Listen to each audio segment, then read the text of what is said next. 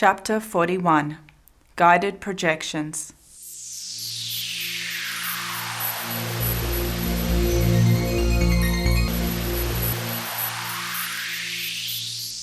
Prior to projection, Friday, November 16th, 1979. The thermometer in the bedroom wall indicated 77 degrees Fahrenheit. Air humidity 61%. Fair weather. I was downtown in the afternoon and had intended to stay there until the evening when a helper advised me to go home on account of projective work that was needed. The exercises began at 7:49 p.m. while sitting in bed. I felt the presence of Tao Mao taking total control of my Soma while performing energy transmissions from a distance. For about 20 minutes during the period of human anguish, 6 to 10 p.m., energy work was performed up until the time that the extra-physical consciousness had me lay my Soma down in the dorsal position and put a fluffy pillow under the head and two others under the knees. The hands were placed on the legs, close to the groin. It was as if he was teaching me the ideal physical position for the takeoff of the psychosoma. I returned to the waking state as soon as Tao Mao relinquished direct control of my dense body. The body began to feel numb, beginning with the hands, arms, feet, legs, and trunk. The numbness finally reached the neck and facial muscles. An invisible right hand landed on my forehead without affecting my lucidity. I realized it was possible to move the extra-physical arms above the abdomen in a partial separation. I remained lucid for many minutes as I tried to select a personal system of stronger vibrations more conducive to takeoff. I identified the presence of two friendly extra-physical consciousnesses beside me. I felt that I was going to have a projection with continuous lucidity with the assistance of the extra-physical consciousness, Tao Mao. Extra-physical period. I had approximately 100% lucidity upon first leaving the body. The psychosoma bobbed slightly until it became stabilized a few inches above the soma. The silver cord then immediately pulled it back. Tao Mao began to work with energy throughout the soma. After a few more minutes, he advised me, roll to your right. Obeying, I rolled the psychosoma to the right and made a perfect exit. Remaining close by, I felt the intense force of the energetic cord, as if I were testing it. This connection between the bodies has amazing vigor and power. Conscious takeoff triggers the energetic release of a fabulous power plant within ourselves. Rolling the psychosoma appears to be child's play, but is extremely effective. Returning to the body, I again received the suggestion to roll to the right. This time, the psychosoma rolled to the right 3 times by itself, with surprising speed and momentum. It is interesting to note that the psychosoma spins freely and does not become tangled with the silver cord. I had previously experienced this unique property of the silver cord during a spiral takeoff. The environment was brightly illuminated. I flew away profoundly happy. I began to feel a tranquil inner power and an indescribable sensation of non-physicality and lightness. I again experienced the euphoria of intraphysical life, which is incontestably superior to intraphysical existence. This experience leaves one with a feeling of being absolutely at peace with humanity and the entire universe. All of life's setbacks, pain, labors, emotions, aspirations, and efforts all but disappear in light of the multidimensional reality experienced while in the extra-physical dimension. Any human attempt to express this experience does not do it justice. I intentionally swam through the air, using the invisible replica of the human body. This time, not being as dense as usual, I went from one place to another above the Atlantic Ocean, until I received the suggestion from Tao Mao to return to the Soma. I re-entered the Soma in tenths of a second and remained perfectly lucid, even though I did not awaken. The cataleptic Soma gave me the impression of being like a locked box. I knew that I could very easily project myself from this state into space if I wished. In my particular case, I have realized that it is much easier to effect successive takeoffs after the first lucid takeoff in a series of projections on the same day or night, especially if I don't move the Soma between projections. The Serene Helper informed me that those operating at high cosmoethical levels are able to be productive and useful in many dimensions. They can gradually attain the state of continuous lucidity, continuous consciousness, moving uninterruptedly back and forth between the intraphysical and extraphysical dimensions. Cosmoethics serve to build an interdimensional bridge that allows recall of events to pass from one dimension to the other, virtually without effort. These individuals eventually live life in a state of continuous wakefulness. I fully accept this as fact. The great luminaries of evolution initiate the interdimensional bridge in the extraphysical period between intraphysical lives. They dispense with sleep while in the extraphysical state, leaving the psychosoma at rest and operating exclusively through the mental soma. The consciousness does not need to sleep. The soma, and in some cases the psychosoma, need sleep. Dreaming is the greatest protest of the consciousness against sleep. Lucid projection represents the victory of the consciousness over sleep and dreams. After returning, I received a suggestion to move the arms and the whole body. When I moved the soma, several joints cracked. I rolled from the dorsal position onto the left side. I wanted to leave the soma again, but Tao Mao suggested I get up and record my impressions in every detail. This was, after all, the reason that the guided projection had occurred. The clock showed 9:07 p.m. I got up, went to the living room, called my wife, who was sitting close to one of her relatives watching TV, and told her about the projection. I tried to pass on to her some of the intense happiness I was feeling as a result of the series of projections I had had during the night. Extraphysical period. Confirming my suppositions, I later had another conscious takeoff, achieved when I rolled the psychosoma to the left.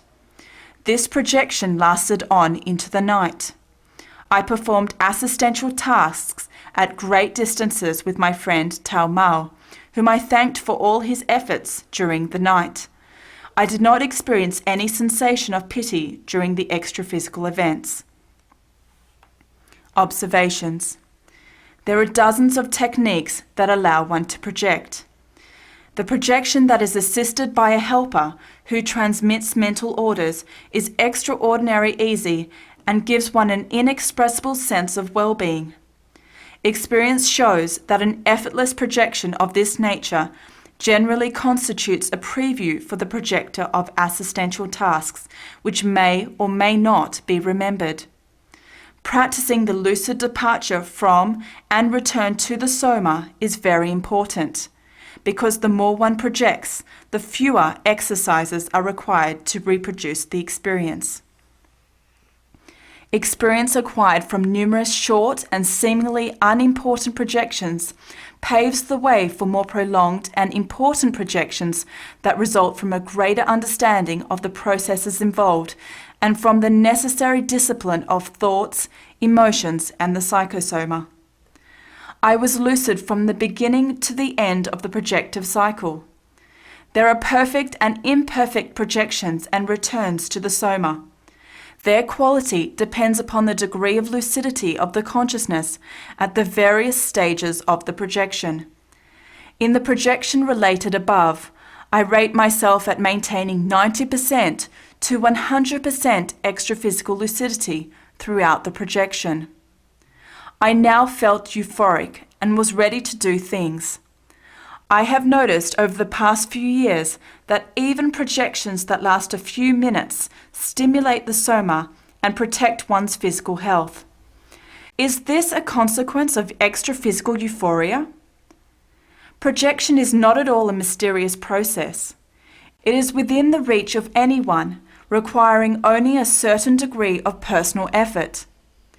Projection is, for obvious reasons, especially recommended for those who are blind, paraplegic, have a terminal illness, or are incarcerated, allowing one to temporarily escape from physical fatigue, pain, illness, and countless other problems. The projector is able to lead a double life, going anywhere he or she pleases in the liberated psychosoma. Based on this night's events, I concluded that it is not always possible to separate the passive from the active components during the projection of the psychosoma.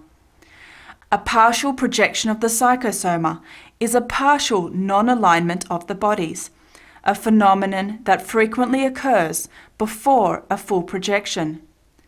The non-alignment of the bodies predisposes the partial returns to the soma, which usually happens in tenths of a second. Partial returns, when sudden, cause regional repercussions in the body. These sudden regional repercussions are strongly connected with the chakras or energetic centers. Repercussions in the abdominal area, where the sex chakra, root chakra, umbilical chakra, and splenic chakra are located, either cause shivers to run up and down the spine, or the contraction of the anal sphincter. A repercussion in the thoracic area, where the cardio chakra is located, causes a compulsive deep sigh, as it affects the lungs and breathing. A repercussion in the neck area, where the laryngeal chakra, throat chakra, lies, stimulates the sudden, unexpected secretion of saliva. The re-entry of the extraphysical head or entire psychosoma, directed by the coronal chakra, crown chakra, at the top of the head, causes a characteristic crackling noise inside the head, which is the classic sound of an abrupt return to the soma. When a total sudden return to the soma is extremely violent, the projector may experience temporary palpitations as well as intracranial sounds. The partial return of the arms and legs of the psychosoma produces motor effects, or contractions and muscular spasms. Sometimes the motor effects are restricted to the fingers or a single isolated finger. When a small non-alignment of the bodies occurs, it is common for the psychosoma to almost entirely exit the soma, all except for the extraphysical head. The rest of the psychosoma remains inclined, with the feet being furthest from the soma. In this state, called the Trendelenburg position, the projector remains in the waking state.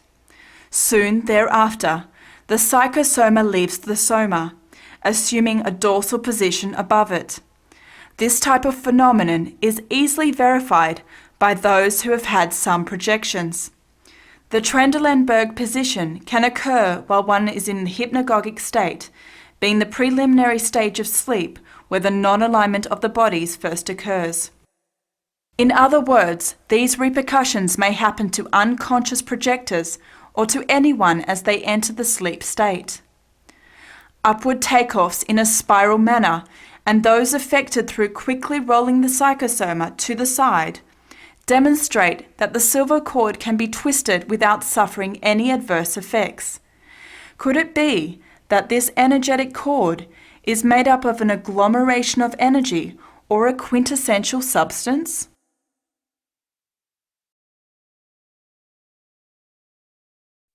Chapter 42. Daytime Projection.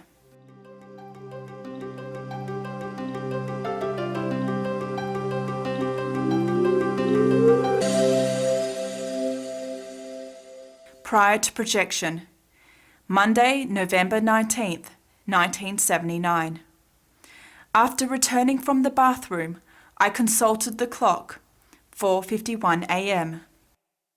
Daylight flooded Ipanema as if it were already summer.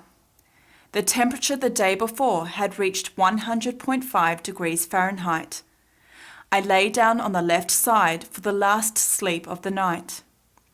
The air conditioning was running in the study, and the bedroom door was open.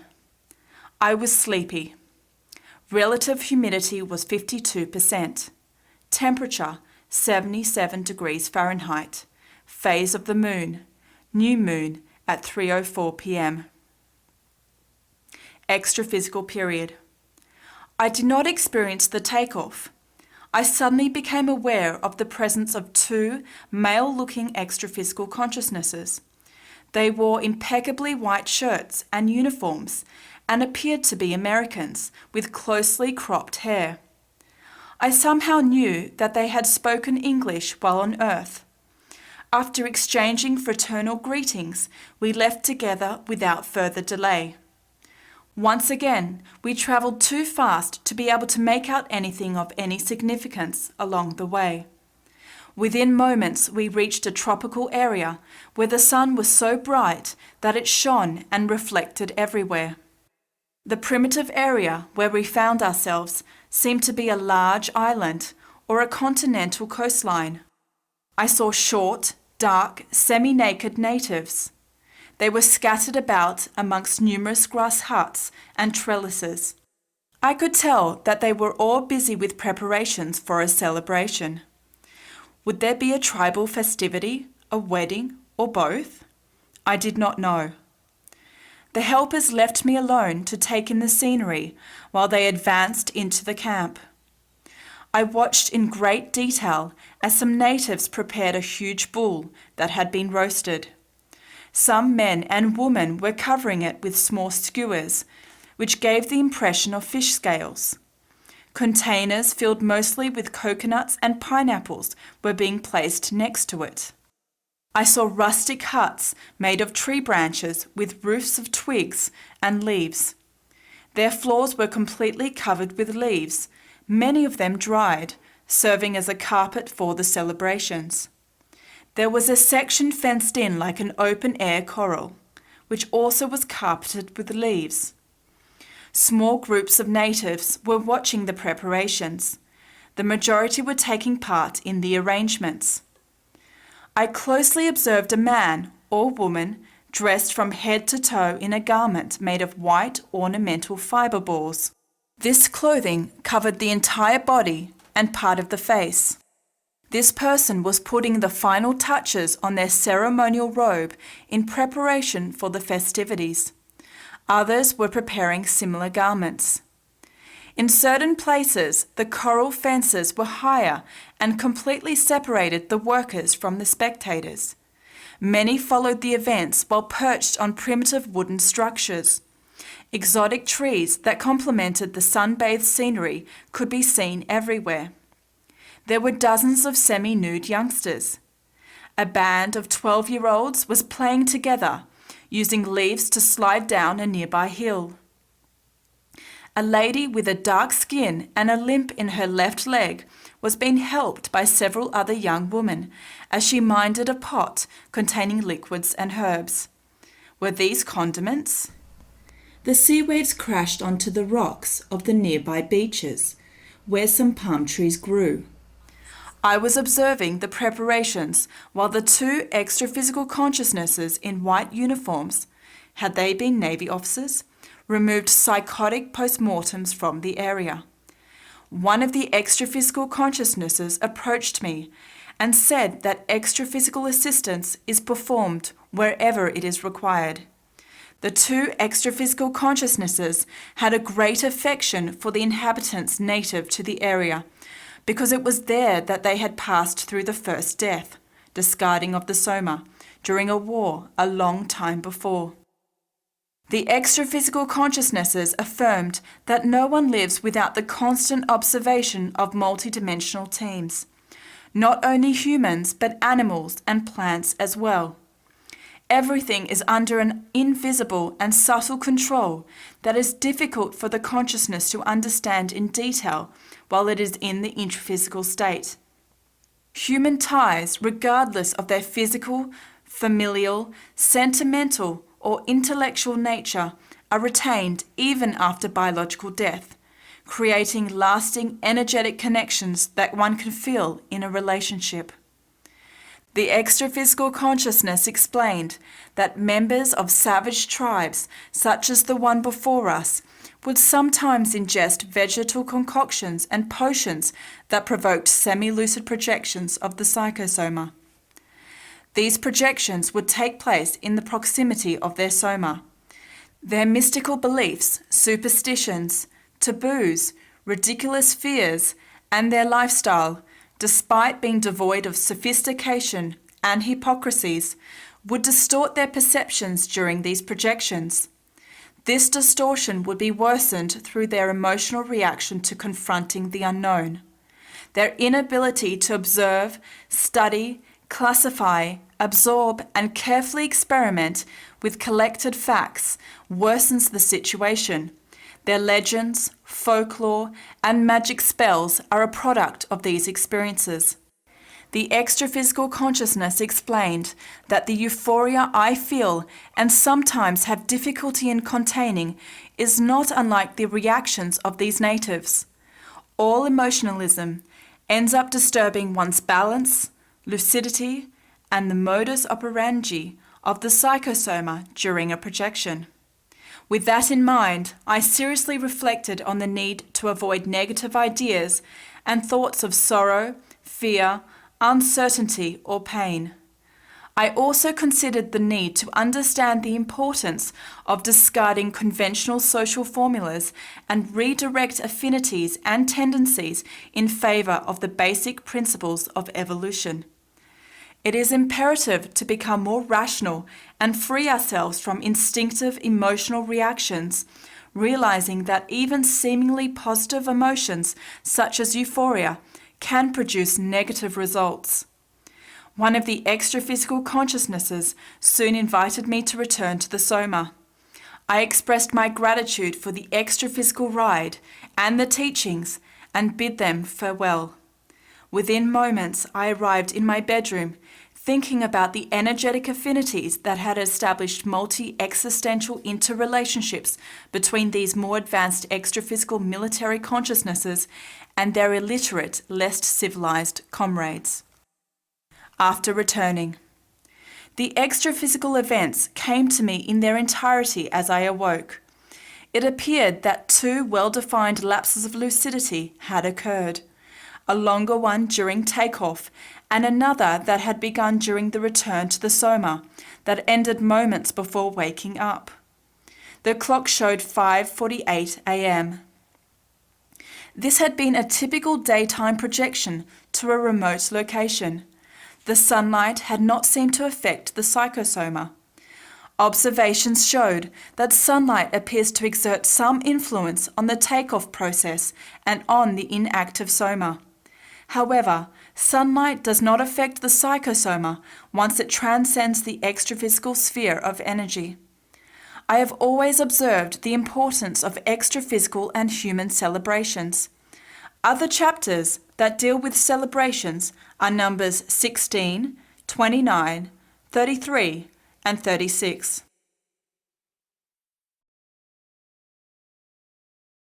Chapter 43. Extraphysical Music.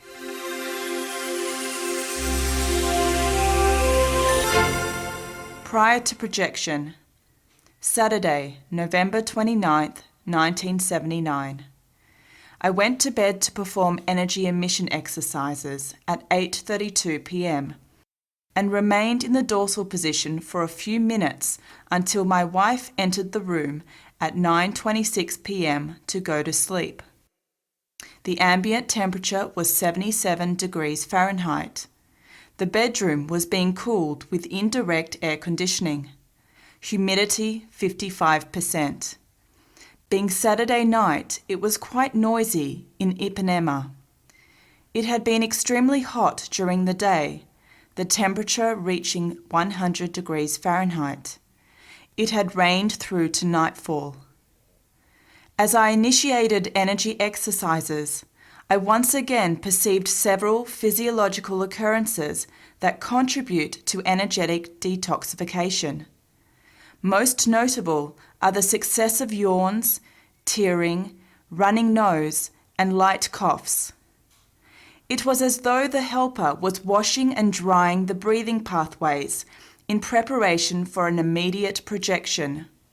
This shows that breathing has a noticeable influence on the separation of the psychosoma. Extraphysical period. I awoke as I entered a familiar extraphysical colony where I re-encountered the extraphysical consciousness, Carnot, referred to in Chapter 2. Carnot was a friend and a permanent resident of this colony. The area was similar to a resort on Earth, made up of neat houses scattered throughout a forest that was permeated by soft light. The area was divided by inviting trails and clearings richly carpeted with soft grass. Sublime music penetrated the pleasant environment, affecting all the senses. The music was not audible in the physical sense, and its notes involved and invaded the perceptions as one paid attention to it. If one were to allow him or herself to be swayed by the vibrations and impressions produced by the refined harmony, one would end up dancing, singing, or exalting oneself in accordance with the intensity and irresistible rhythm in the moment, through a spontaneous participation in the eternal, enthusiastic, and seductive outdoor concert. Carnot explained that the delicious sound waves, which could be felt but not heard, constituted music therapy taken to the extreme. It is capable of restoring the memory, the imagination, and the judgment of extraphysical consciousnesses still traumatized by human experiences. It dissolves conflicts, apprehensions, doubts, regrets, fixed ideas, and opinions. He informed me that there was an extensive number of inhabitants in the colony and that the majority were convalescing from their biological condition at the time of death, as they had arrived in the extraphysical dimension at an advanced Earth age, suffering from senility. I noticed that Carnot was more intellectually confident.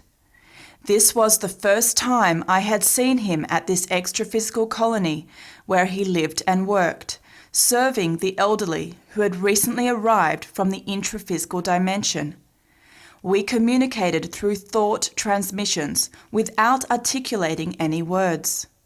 The consciousness, in this case, sends and receives complete ideas. The good Carnot created a napkin holder down to the last detail, as well as an antique garment, using his fantastic capacity to manufacture morphothoscenes, at which he is a master. He mentally suggested the following: greet that gentleman and offer him this souvenir to see what will happen. Following his instructions, I went through the middle of the luxurious trees and inviting benches, stopping next to an elderly gentleman who appeared to be in his 80s. He had a long beard and did not appear at all friendly. However, when he saw the napkin holder engraved with a coat of arms, he smiled radiantly and embraced me as he asked where I had gotten such a rare and precious jewel. Examining my garments, he identified the area and the time frame that I represented to him. He immediately familiarized me with the characters in his vivid recollections, referring to a count, a doctor, and a baroness, as if he were living frozen in time, talking to himself, immersed in the details of a 19th century court. I did not get the feeling that I knew this extraphysical consciousness. This event demonstrated once again that passing through the first death or final projection does not instantly transform one. We continue to behave as we did at the time when we discarded the Soma. This condition continues until we have an inner transformation, which brings about changes in our opinions, introduces new ideas, and allows the installation of the degree of self-control of all bodies that one is capable of. The continuous spring-like climate in this extra-physical region that surrounded this rest home was conducive to the convalescence of extra-physical consciousnesses as they gradually recovered from their senile psychotic fantasies and the biological shock suffered resulting from the deactivation of their somas. I thanked Carnot and left his recovery paradise. As I glided between trees and grassy patches, the unending concert was playing a lovely song performed by intangible instruments.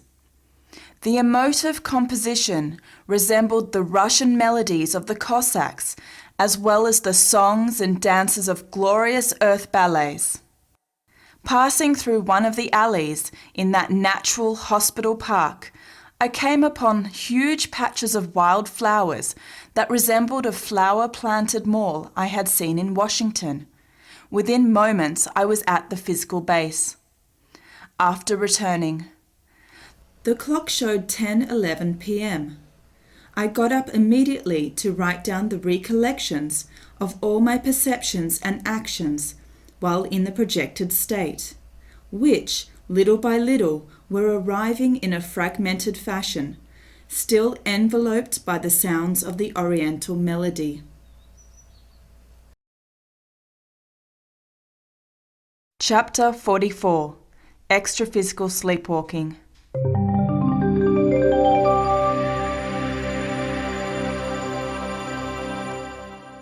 Prior to projection, Monday, November 26, 1979. Phase of the moon, first quarter at 6:09 p.m. I went to bed at 6:58 p.m.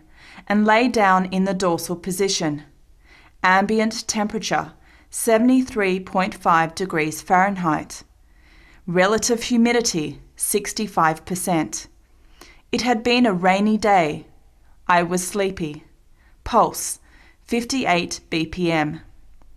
No energy exercises were performed. Extraphysical period. The helpers did not make themselves visible. They simply indicated that an extraphysical consciousness needed to be rescued immediately. I was perfectly lucid. The locale was near the apartment. I saw a sleepwalking psychotic post-mortem, insistently mentally repeating that his name was Argo. He appeared to be some 68 years old. He had a large, oblong face and was wearing a huge jacket with chewing tobacco in the pockets. The whole ensemble reeked of tobacco smoke.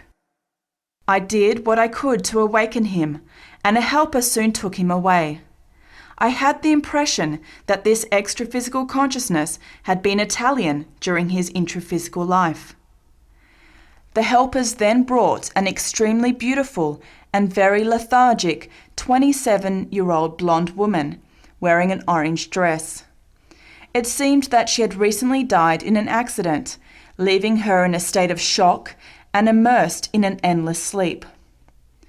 As I woke her, she clung to my psychosoma the same way a child would upon meeting its father.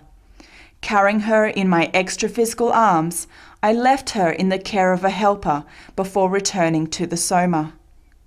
The helpers had placed a calmly sleeping elderly male extraphysical consciousness next to my bed. After sending him a few long energy emissions and moving him farther from the bed, I felt an irresistible call to return to the soma. The psychosoma re-entered the physical body in a sudden imposed return from above. After returning, I immediately awoke with total lucidity. As I tried to recover my emotional balance, a helper arrived, performed brief energy emissions, transmitted a vigorous energetic flow, and gave me some audible instructions that I perceived clairaudiently. He then moved himself farther away, together with the sleeping extraphysical consciousness, who, up until that time, had remained in my bedroom. I clearly felt the residual energies from the previous lethargic extraphysical consciousness. I felt this unpleasant, hot energy mostly in the areas of my arms and legs, from whence the largest flow of energy had emanated. The perceived heat of these energetic flows appeared to be due to the still dense psychosoma of that consciousness. Checking my pulse, I verified it to be 50 BPM, 8 BPM less than it measured before the projection. My hands were extremely cold, but my extremities did not feel cold. After the projection, the clock showed 7:48 p.m. It was still in the middle of the period of human anguish. Observations. We can see that projection allows a detailed first-hand investigation of extraphysical facts. It enables the analysis of intraphysical and extraphysical consciousnesses and events, which are more unpredictable each night. I had had a brief cleansing projection this night, but had not dealt directly with all of the intruders. This often happens during extraphysical assistance.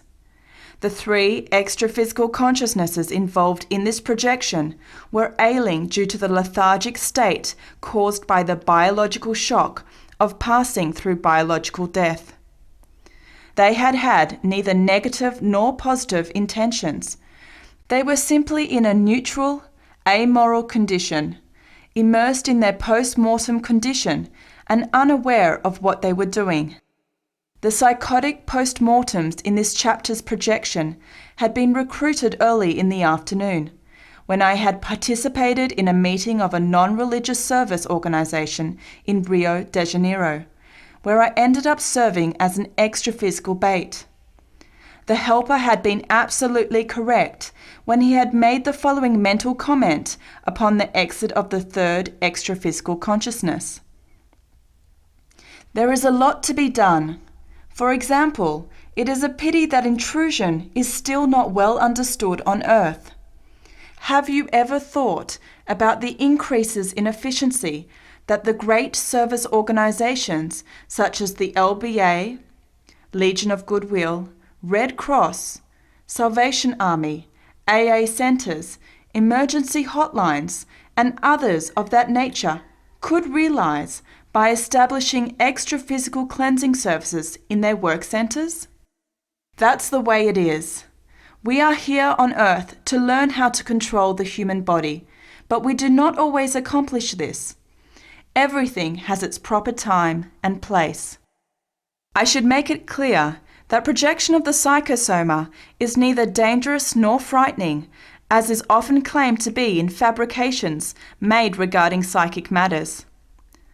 The incapacitated soma does not become possessed by wandering extraphysical consciousnesses who may want to force one to channel a message or suffer an intrusive assault. The silver cord appears to have a security mechanism, such as a vibrational valve, that operates during projections of the psychosoma. It automatically closes the psychic entrances of the inanimate soma upon takeoff, making it impenetrable.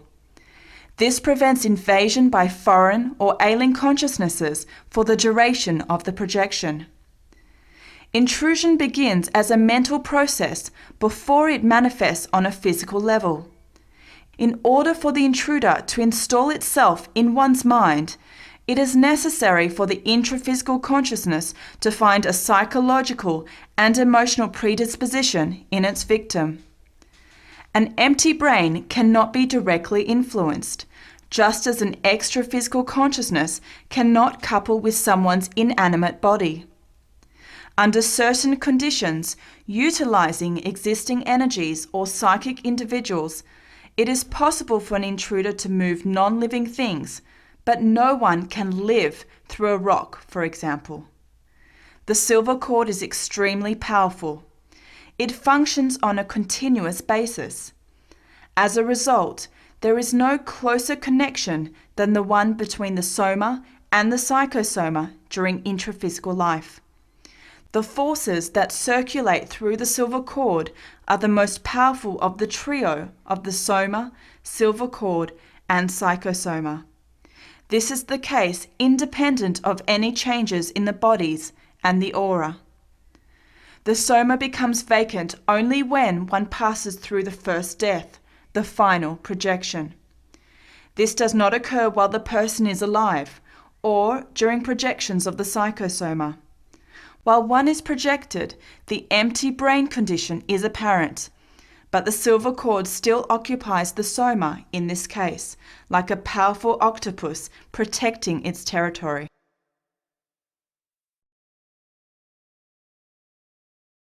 Chapter 45. Interference from the Past.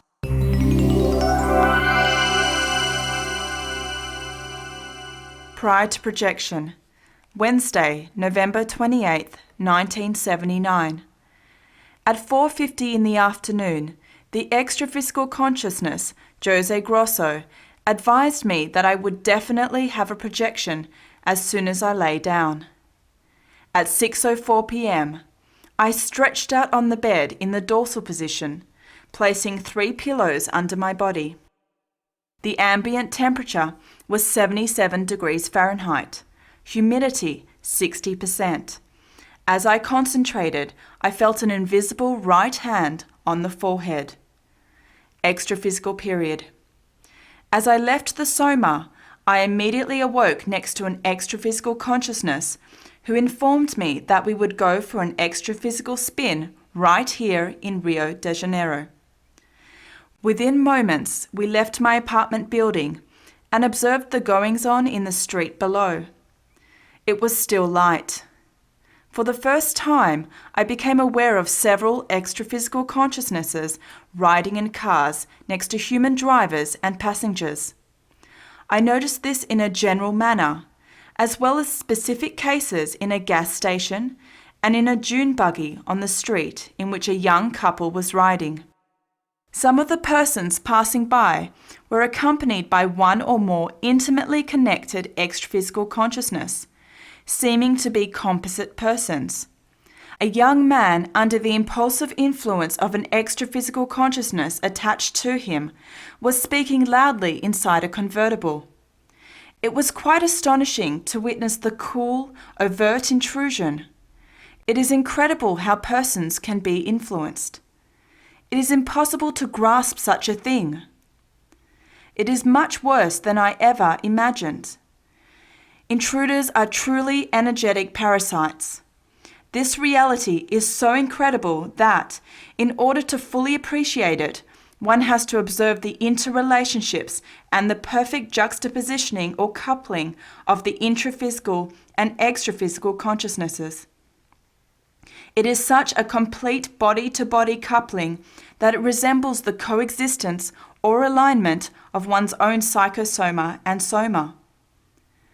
My expanded vision while outside of the soma allowed me to distinguish everything that was going on between the two consciousnesses who were welded together.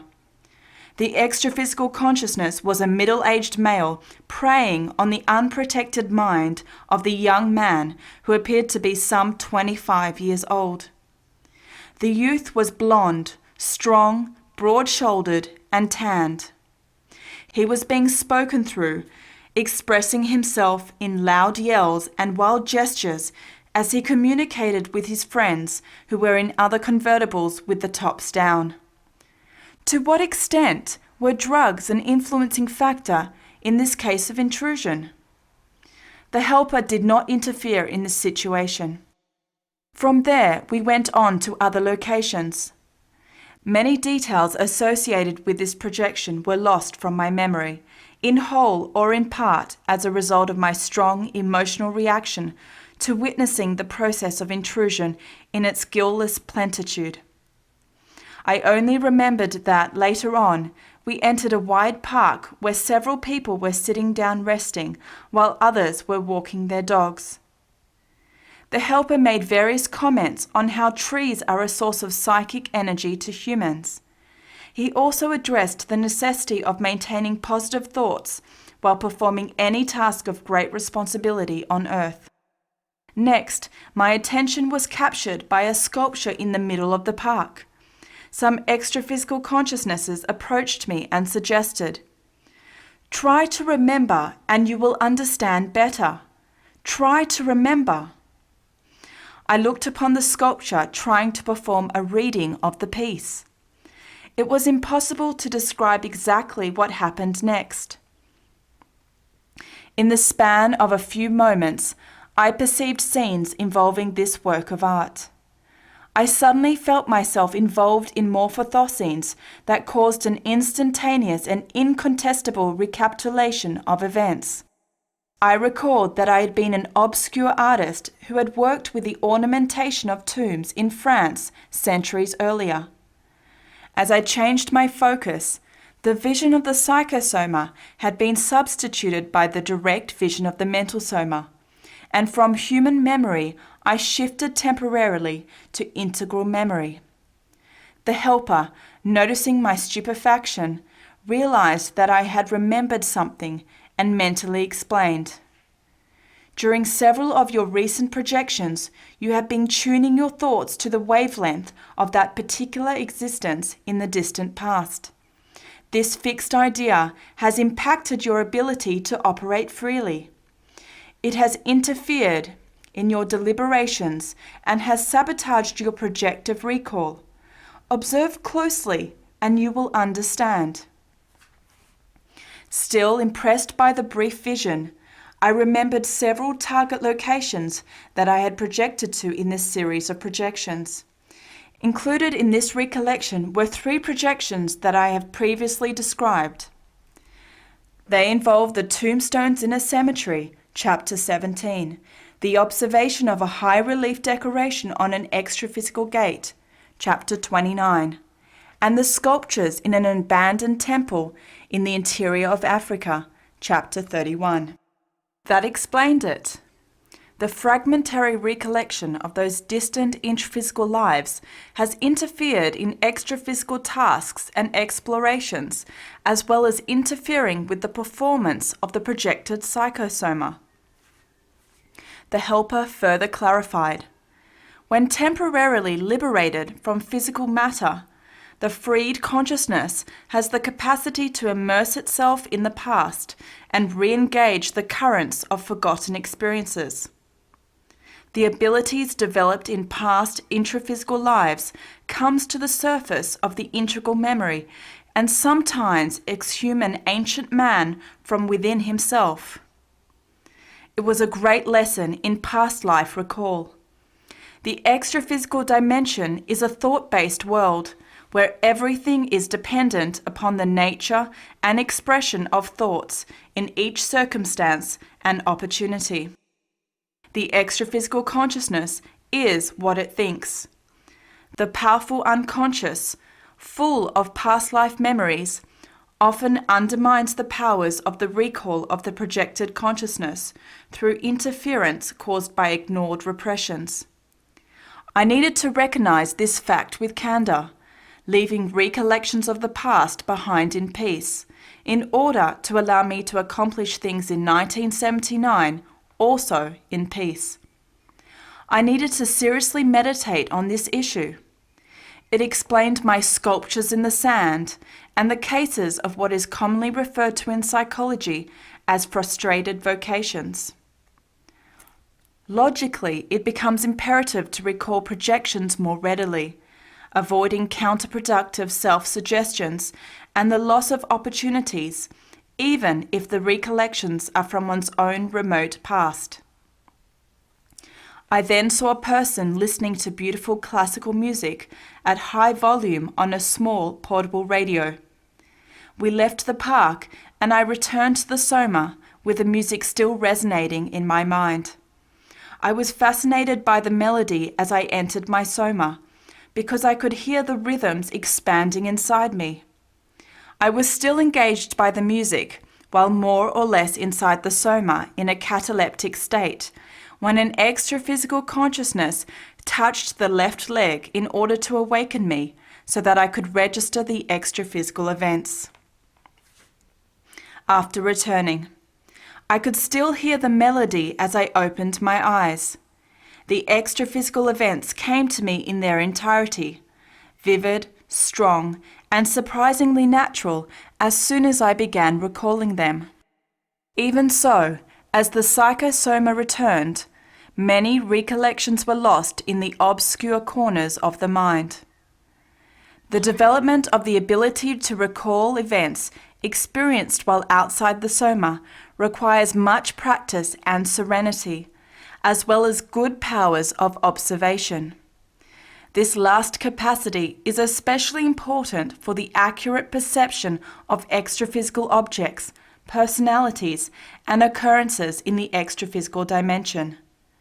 The clock showed 7:24 p.m. As always, the position of the soma upon awakening was identical to that before takeoff. The soma was in the dorsal position, wearing V-neck pajamas and without any blankets covering it. Observations. I realized that the helper must have enhanced my extraphysical vision to allow me to coldly witness the intrusion of extraphysical consciousnesses upon humans in order to understand and cure them. Through the psychometry of the sculptured pieces and the prior life that was consequently recalled, I was able to better understand and resolve my personal case of naive but counterproductive self-obsession. I am sincerely grateful for their positive intentions.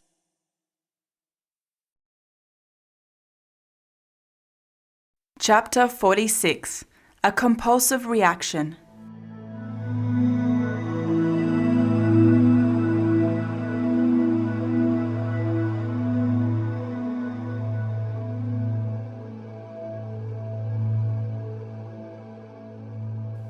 Prior to projection. Sunday, December 2nd, 1979. I lay in bed for my third sleep at 1:17 a.m. after having written for more than half an hour. Temperature 77 degrees Fahrenheit. Humidity 62%. I assumed the classic dorsal position. Extraphysical period. I had the sensation of being outside the soma next to a huge house with many people inside. It appeared to be a gambling spot. There were numerous intraphysical and extraphysical consciousnesses. I was apparently alone and decided to leave the place in order to inspect the outside environment. A very well-dressed gentleman was going down a stairway leading to the ocean. A lamp post illuminated the passage.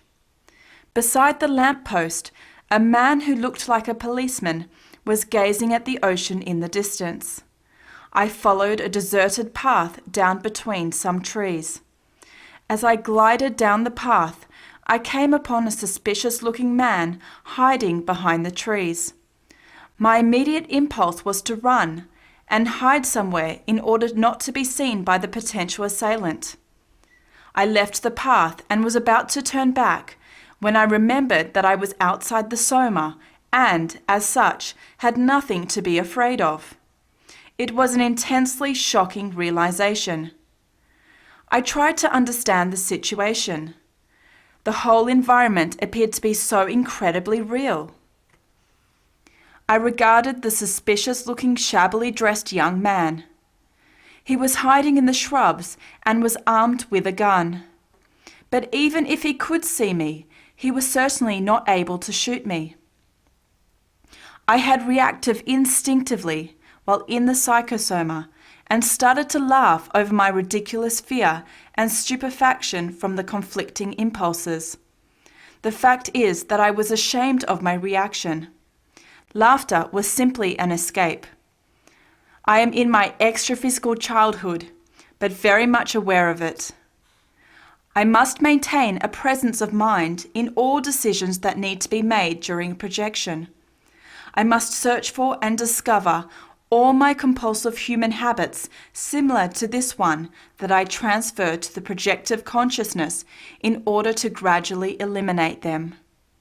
I must have more discipline and training in order to leave the human body and obtain better, and more useful results during these experiments.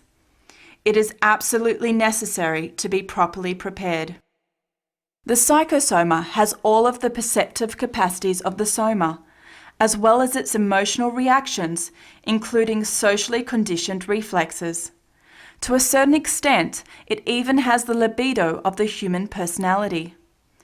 I decided not to interfere with the man or his intentions. I simply sent him a positive, fraternal thought. I did not see any extra-physical consciousnesses next to him. I advanced a little and was able to see some men walking alone together in the hot twilight. One of them would more likely than not become a victim. Further down, a truck was parked in a backyard, in the middle of several trees. I circled the area to see if I could identify the place. It appeared that I was at the edge of Guanabara Bay, in the north zone of Rio de Janeiro, not too far from the international airport. I felt the need to return home and back to the Soma, which occurred within moments. After returning, I woke up in the dorsal position in bed. My whole Soma felt heavy and numb, and the joints made cracking noises when moved.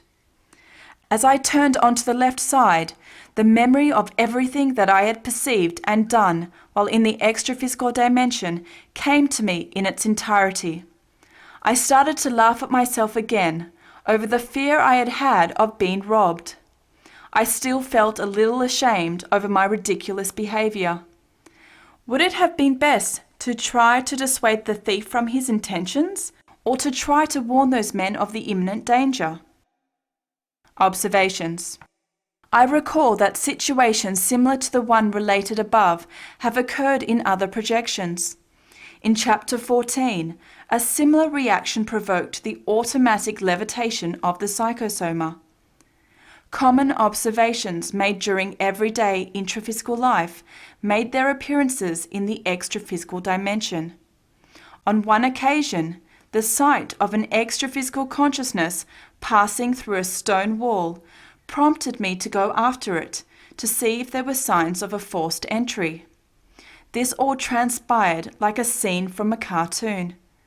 The artificial social standards of human existence and our habitual patterns of thought in intraphysical life have profound effects on our reactions to events witnessed while in the extraphysical dimension. In the extraphysical environment, thinking, wishing, and acting occur simultaneously. Any incoherences on our part then manifest themselves immediately. I looked at the clock. It showed 2:26 a.m.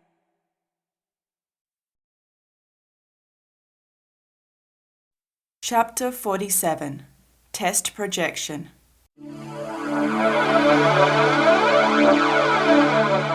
Prior to projection. Monday, December 3rd, 1979. Phase of the moon. Full at 3:09 p.m. Ambient temperature 72 degrees Fahrenheit. Humidity 51%. I lay in bed in the dorsal position.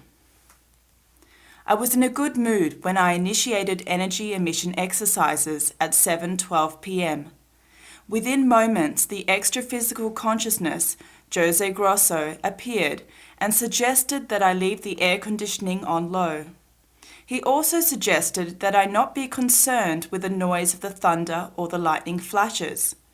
I was to perform a test projection in order to ascertain that all adverse physical circumstances can be overcome by the willpower of the projector. I first sat up in bed and performed several self-energizations to the head and solar plexus. Later, I did the same while in the dorsal position.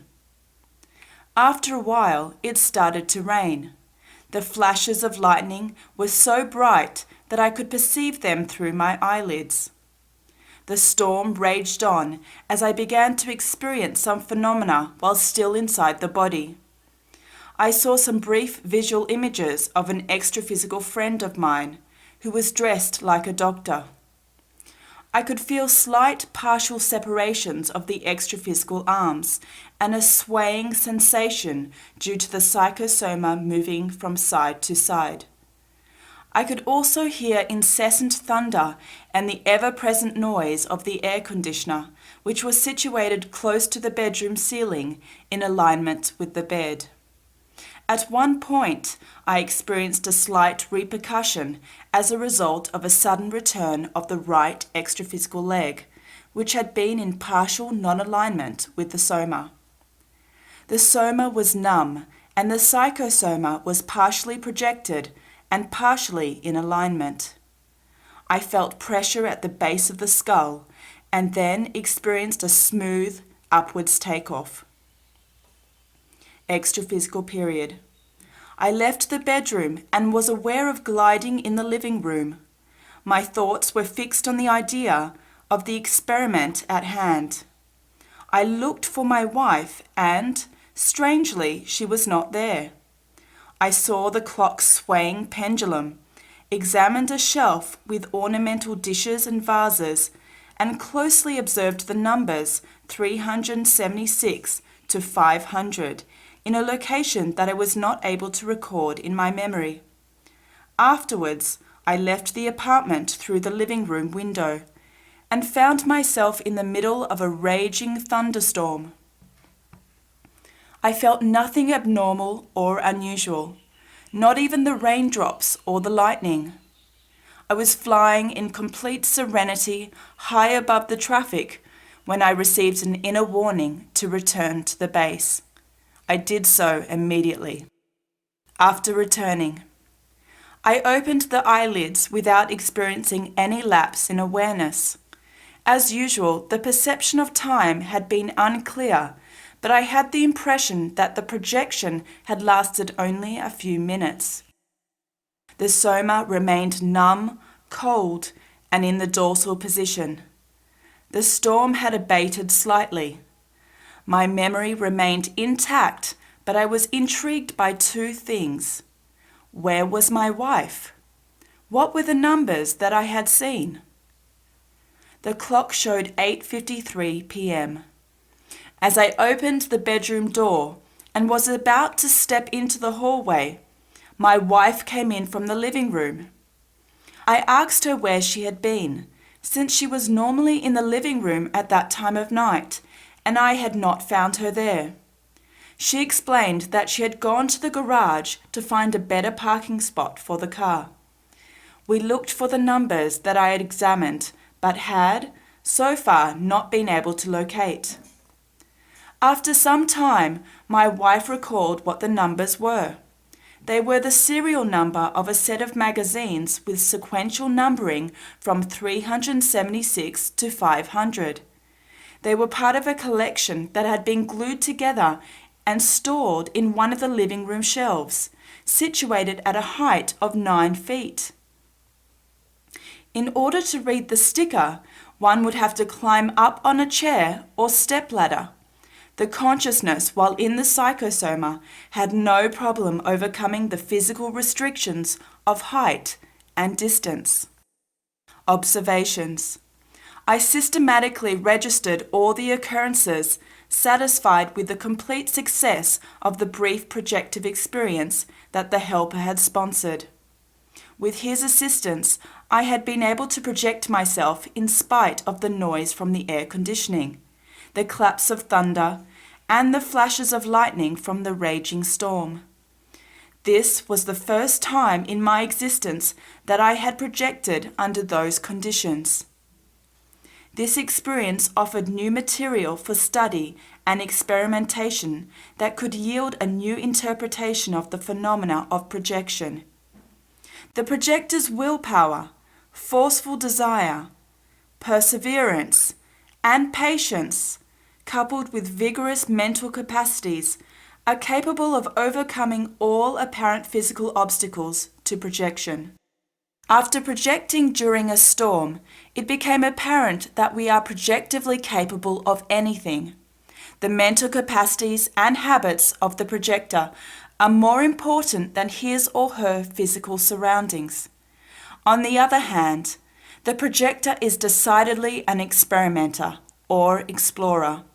The joining of these conditions is inevitable, given that a greater knowledge and interest on the projector's part serve to enhance projective results. The most effective technique, allowing an exchange with extraphysical consciousnesses that the helpers have used with me, is the process they call psychophonic channeled monologue. In this process, they are coupled with me and speak to me by talking through me, using my vocal apparatus while I am physically alone in the bedroom. During these periods, I remain entirely lucid and semi-projected, slightly above and to the rear of the Soma. In this fashion, when I think of a question, the extraphysical consciousness responds immediately, speaking audibly through my own vocal mechanism. This system allows the recording of information and has proven to be the most efficient of all, being far more reliable than automatic writing or clairaudience. This capacity, when well developed, offers a cleaner transmission or information without interference and psychic static. It is less demanding than automatic writing and is more authentic for the contemporary psychic. It is also faster and more dynamic. This process should only be practiced by the veteran psychic when alone and with trustworthy extraphysical assistance in an adequate environment in order to avoid negative interferences from either dimension. Psychophonic channeled monologue, because of its simplicity and efficiency, is perhaps the most advanced human conquest in the area of psychic technology this century, aside from the codification of Spiritism. Anyone who doubts this has only to experiment for themselves. It is, without a doubt, the best psychic accessory to the projection of the psychosoma.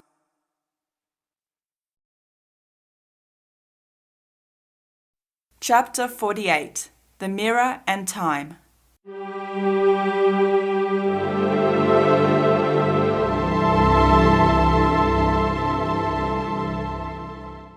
Prior to projection.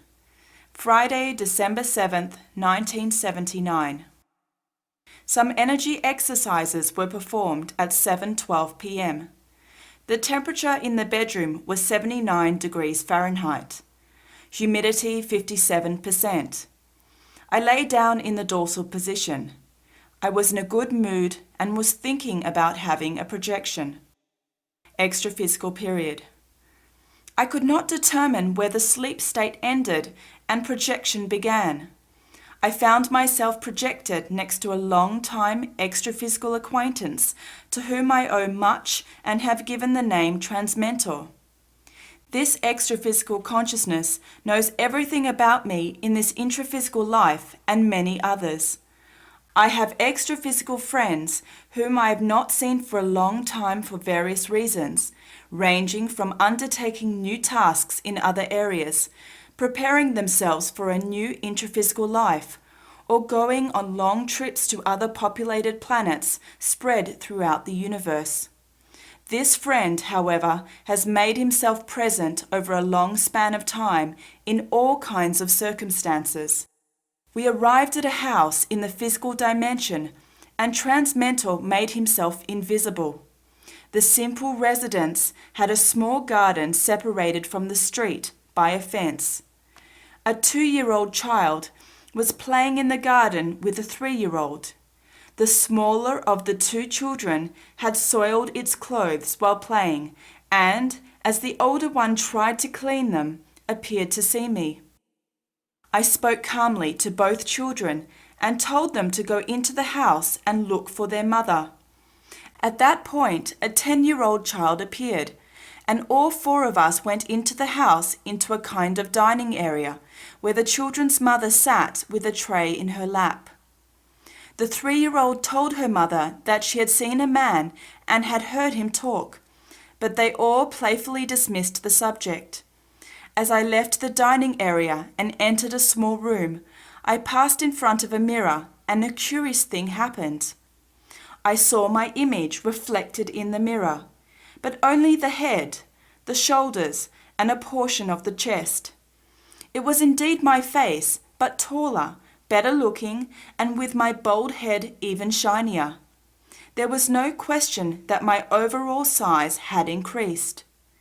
Observing the image as objectively as possible, I was intrigued. What was I seeing there? Was it that my psychosoma was denser than usual, carrying a larger portion of the holochakra? How could I see my image if I was able to see through the mirror and even through the wall? Was that why the child was able to see me? Or was this image a morphothosene? The issue before me and my innate curiosity left me in a state of total confusion. Although I tried to control my emotions, I soon felt a clear signal telling me to return to the Soma. As in other projections, the powerful emotional reaction had brought an abrupt end to the projection.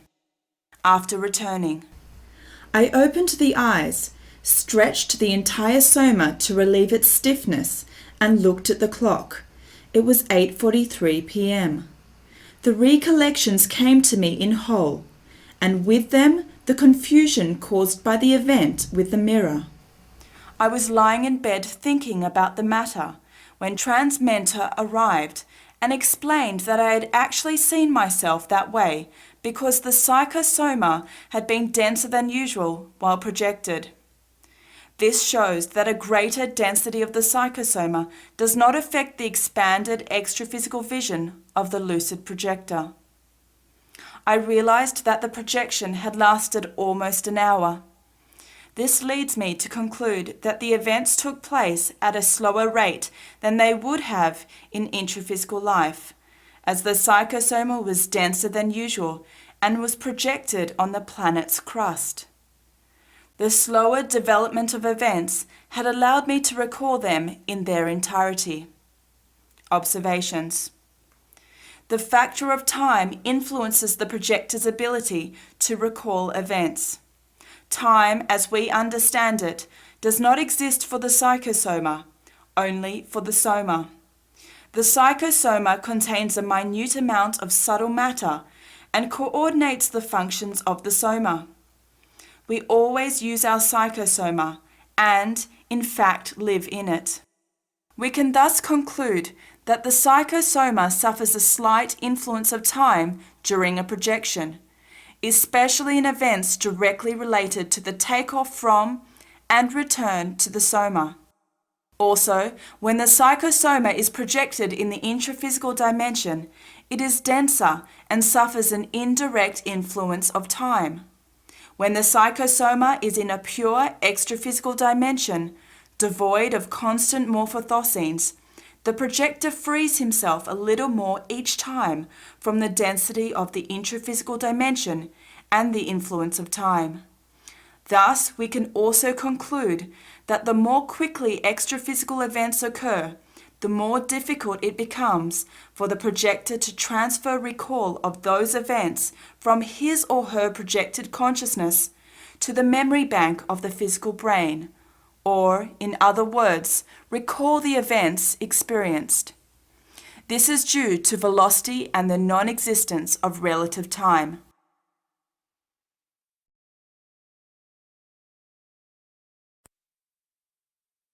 Chapter 49. Mental Balance.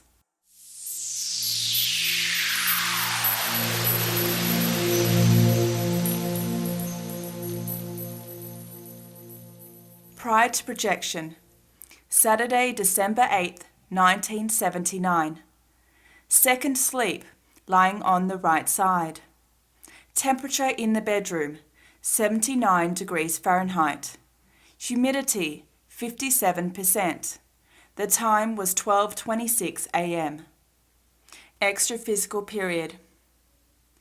I recall being led by a helper to an extraphysical region. Here I was shown the processes of intrusion on Earth. In other words, the mental wall between the extraphysical and intraphysical dimension, and the consequent effort that those working with tasks having to do with evolution need to make in order to master their own thoughts. The processes used by minds that are clouded by insanity are unimaginable and unbelievable. In order not to disseminate the undignified side of the facts or produce excessive negative inspirations similar to those sponsored by the media, the helper recommended that I summarize the extra-physical facts witnessed without making counterproductive suggestions to unbalanced minds. I noticed various examples of negative forces undermining edifying work. One was the construction of a dike in the wrong spot. Instead of containing influxes from seaquakes, it actually helped the violent waters to move inland and destroy everything in their path. Another example was that of a small child who became hydrophobic and attacked its mother, unwittingly transmitting the rabies virus. Several clandestine criminal organizations operate in human society. They work outside of the law in an atmosphere of camouflaged terror. This climate of intense mental sadism and parasitism is a result of associations made with shady extra-physical consciousnesses having extraordinary magnetic powers. This illustrates the evolutionary level of adversities which the Earth has been going through in the last millenniums. Finally, I was privy to the outright intrusive manipulation of a human scientist working with full awareness and conviction on malignant objectives ranging from genocide and mass insanity to bacteriological war and even the neutron bomb. This was occurring at great human and financial expense with government approval. Fortunately, it is impossible to create an extra-physical psychic virus that attacks the psychosoma, although in the shadowy zones of the extra-physical dimension, it has been attempted countless times. We must recognize that either here or there, sooner or later, but definitely at the right time, the consciousness is always reborn into continuing evolution, and one's unbalances can be overcome. This allows for the resurgence of peace and consensual growth. The universal balance directs even the transitory disturbances that occur during the advancement of evolution. It all remains under immutable control. After these events, I was accompanied to the physical base in order to awaken. After returning, the clock showed 1:53 a.m. An avalanche of extra-physical images from the projection came to me with incredible clarity and vigor. Observations. The helper suggested that I provide the reader with my medical profile. Age, 47. Height, 5 feet 6.5 inches. Weight, 159 pounds. Electrocardiogram and electroencephalogram, both normal. Heart rate, 58 beats per minute. I have never been treated or even examined by a psychiatrist, parapsychologist, psychologist, psychoanalyst, or priest. I have never needed to attend gatherings for the treatment of intrusion and have never undergone hypnosis. 13 of my teeth have fillings, in case this fact has any relevance. 2 medications, P40 and S25, initials only, are currently used in the routine treatment of hypertension. A close friend of mine since the age of 28. Such drugs are dangerous and should only be taken under medical prescription. Even then, all possible precautions should be taken. P40 cannot be prescribed to all patients suffering from hypertension, only to a few cases. A technical explanation of its effects follows. Sympathetic nervous activity is mediated by 2 different types of receptors, classified as beta and alpha. The stimulus produced by the sympathomimetic amino acids is mediated entirely by the beta adrenergic receptors, and B40 blocks the beta-adrenergic receptors. In other words, it prevents excessive stimulus of the catecholamines in the heart where beta receptors exist. The blocking of the sympathetic stimulus causes a reduction in the heart rate, chronotropic effect, as well as the strength of the contraction of the myocardium, inotropic effect. The reduction of the heart rate increases the predisposition of the soma to allow the projection of the psychosoma. S25 is a vascular antispasmogenic. It is used in the prevention and treatment of disturbances of the central circulatory system by inhibiting vasoactive spasmogenic substances capable of constrictive activities such as serotonin, adrenaline, noradrenaline, angiotensin, vasopressin, dopamine, and bradykinin. This medication promotes central arteriovenous microcirculation, which allows greater blood flow to the tissues. This alleviates disturbances of the cerebral circulation and prevents the dependent symptoms of involuntary arteriosclerotic processes such as lack of concentration, memory loss, sleep disturbances, and mental fatigue. When used intermittently, it effectively promotes the projection of the psychosoma, as well as projective recall. I use these medications as a result of my hypertension. There are many catalytic agents capable of promoting the projection of the psychosoma, aside from drugs. I do not, however, recommend them. In fact, the only one I endorse is the ironclad will of the projector, which is by far one of the most powerful and safe projective agents that exists.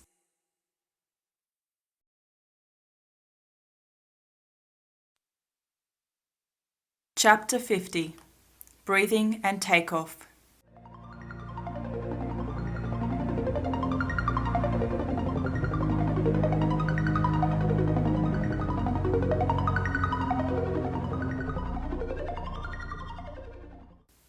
Prior to projection. Sunday, December 9th, 1979. I went to bed at 7:23 p.m. I had spent the entire afternoon typing this book. As I lay in the dorsal position with the arms and legs stretched out, no energy exercises took place.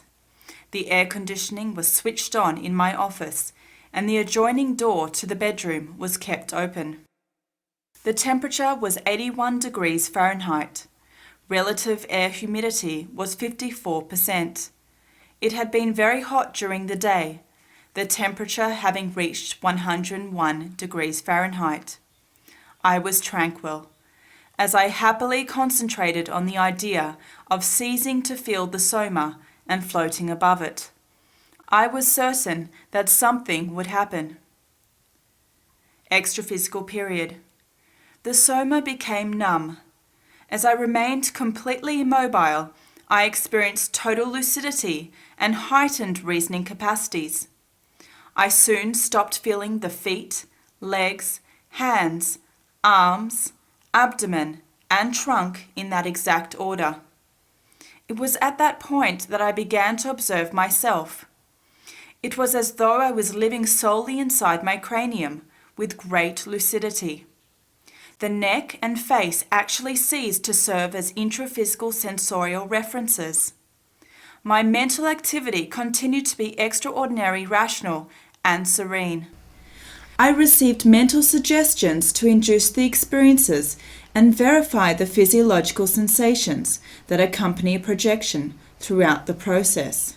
I started to notice not the emission of energy, but the slow takeoff of the psychosoma from the soma. There appeared to be a rhythm to the emission of the psychosoma. The process was not transpiring in its entirety, but rather as if segments of the psychosoma were bubbling up little by little and floating some 8 to 10 inches above the body. I kept feeling the impressions of the oscillating rhythm of the psychosoma that started inside the soma at the source of the whole process. With the eyes closed, I could hear several sounds. I could hear the distant air conditioning and the yells of children in a neighbouring playground. A few minutes later, my wife and son came into the hallway. My wife proceeded to close the bedroom door, which muffled the sound of the air conditioning. I could hear them whispering. I wasn't awakened by any particular noise because I had not gone to sleep. The supermind of the psychosoma was still trapped inside the physical head, but the rest of the psychosoma was more out than in. The condition felt pleasant. Although my eyes were shut, I was enjoying greater lucidity than that experienced during the waking state. I clearly felt that life had been multiplied many times and was certain of being partially inside the white and grey matter of the brain, but portions of the consciousness had already passed beyond the grey matter. Consciousness was expanding beyond the cranium. I was advised to leave the physical head by rolling the psychosoma to the left and to observe as closely as possible all the sensations involved in order to report them later. With that invisible assistance and under my conscious and voluntary control, the light psychosoma, in a condition of low density, projected outwards and to the side by rolling to the left and then to the right. I provoked various separations and returns by rolling first to one side and then to the other. I felt that the sensation of breathing is, without a doubt, the most intense physical sensation. It is also the last one to be lost upon leaving the soma, and the first to be regained upon returning. It is much more impressive than circulation of the heartbeat.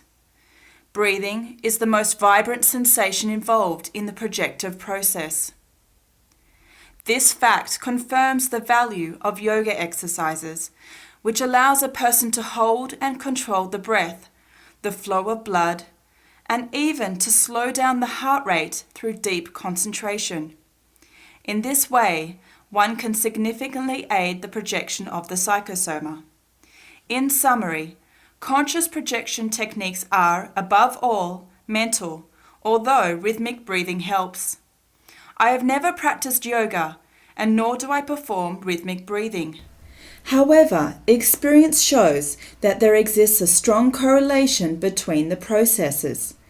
That is perhaps the reason why Orientals who practice breathing exercises have a high projection rate. Breathing is a heavy, crude process compared to those of the subtle psychosoma. Once, when I was completely outside the soma, I was no longer breathing and thought about regaining the process. In that same instant, I started to breathe and immediately returned to the soma. This is also a characteristic of the near-death experience, so extensively studied recently. During this period of the trance of consecutive projections, respiration while in the soma remained steady. What varied were the sensations of breathing or the repercussions experienced by the psychosoma. The sensation of the breath stopping is incredibly pleasant. In intraphysical life, although it may not seem to be so, the natural process of breathing is a heavy load that mankind constantly carries. In my judgment, the loss of breathing is what begins to establish the sense of lightness of the psychosoma. The subsequent euphoria during takeoff constitutes the fundamental condition for extraphysical levitation and the freeing of the psychosoma from the strong pull of the silver cord, thus predisposing it to free flight. Everything that I have described about the successive projective takeoffs happened within a radius of 13 feet of the influence of the powerful energetic cord around the dense body. This gives credibility to the idea that the psychosoma loses the sensation of breathing while still inside this area of actuation of the silver cord, although it is the silver cord that makes respiration and circulation possible. That is why it is necessary to know how to control the psychosoma in order to administrate projections. A projector during a projection, as well as yogis, ascetics, shamans, fakirs, lamas, Zulu witches, exorcists, and mediums, when they enter into a trance, possess many points in common. The most salient is the physiological phenomenon of breathing. If, during a projection, the projector thinks about breathing, he will. Depending on the circumstances, this may cause an immediate return of the psychosoma, especially if it is projected close to the soma. The psychosoma does not need to breathe. Breathing is the principal process through which only the material mass of the soma is fed. I experimented several times by quickly switching between takeoff and return, from euphoria to heaviness to euphoria, etc. It is comparable to a balance scale with unequal weights in its dishes. The euphoria of being in the psychosoma is represented by one dish, with its inexpressibly extraordinary sensation of expansion. The heaviness of the soma, the heavy apparatus that carries the psychosoma, is represented by the other dish. It is as if the consciousness swings from one plate to the other under the command and determination of the will. That is why, with time, the projector can easily determine when they are dreaming and when they are projected, in very much the same way that they recognize the difference between being asleep and awake. This is because projection is a continuation of the waking state, except that one can experience a profound expansion of the consciousness. If troubled individuals were able to have even a single projection similar to the one that occurred this night, the world would be completely different. How many mistakes would be avoided? How many destinies would change for the better? Whoever has even a single truly lucid projection, even if projected close to the soma, will be entirely convinced of having left the material body, in spite of opinions to the contrary. This is because projection provides irrefutable evidence of the survival of biological death, to the point that it becomes absurd, foolish, and annoying to discuss it. It is worth mentioning that obtaining one's first projection with at least 50% of extraphysical lucidity forever marks the psyche, inevitably generating changes in the projector's way of life. The experience constitutes a decisive and transcendental personal achievement that causes one to change personal habits and transform one's general living conditions, social and religious activities, and even habits of sleeping and eating. On a night such as this, when conditions are exceptionally favorable, everything seems to occur easily, without incident, spontaneously and naturally within the parameters of projection. I did not even notice the magnetic pull of the silver cord. Could this have been a more favorable day due to the status of my psychophysical biorhythms? There are other nights when everything is difficult and strenuous, and obstacles appear unexpectedly. Very often it is simply impossible to provoke a projection, however one desires and insists upon it. On the other hand, there are countless known factors that affect projection, and possibly as many unknown factors that we ignore. It is necessary to learn more in order to have projections on a regular basis. Ideal projections are very much like the ones I had today, because they do not include intervals of unconsciousness, periods of sleep, dreaming, coma, or even awakening. They are not induced through pain, thirst, fear, fasting, exhaustion, drugs, emotional stress, hypnosis, or any other techniques, systems, approaches, methods, or artificial means. A takeoff and return and another takeoff and return of the consciousness from and to the Soma occurred in a consecutive manner. They were smooth and happened according to the interdependent physiological processes of the two bodies, which are inherent in human nature. Thus, projection is a common physiological activity, attainable by everyone with a sound mind.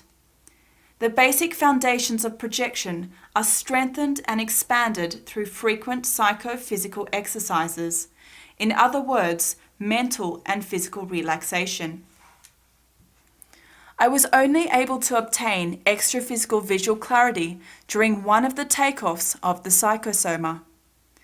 As soon as I began returning to the Soma, my extraphysical vision would immediately begin to darken again. This shows that extraphysical vision also begins within the perimeter of influence of the silver cord, or nearer the Soma. As I now started rolling the psychosoma to the side, its adherence to the Soma would weaken and the strength of breathing would diminish. At that point, I was not even able to hear the heartbeats. As the psychosoma completed one full rotation, breathing disappeared. I left the Soma and returned to it, rolling to the right and then to the left 4 times in slow motion. I carefully observed the sensations of the process in every detail. The takeoff of the psychosoma has its own rhythm. It is like a ballet, a pleasant ballet. The Soma is a powerful and heavy machine.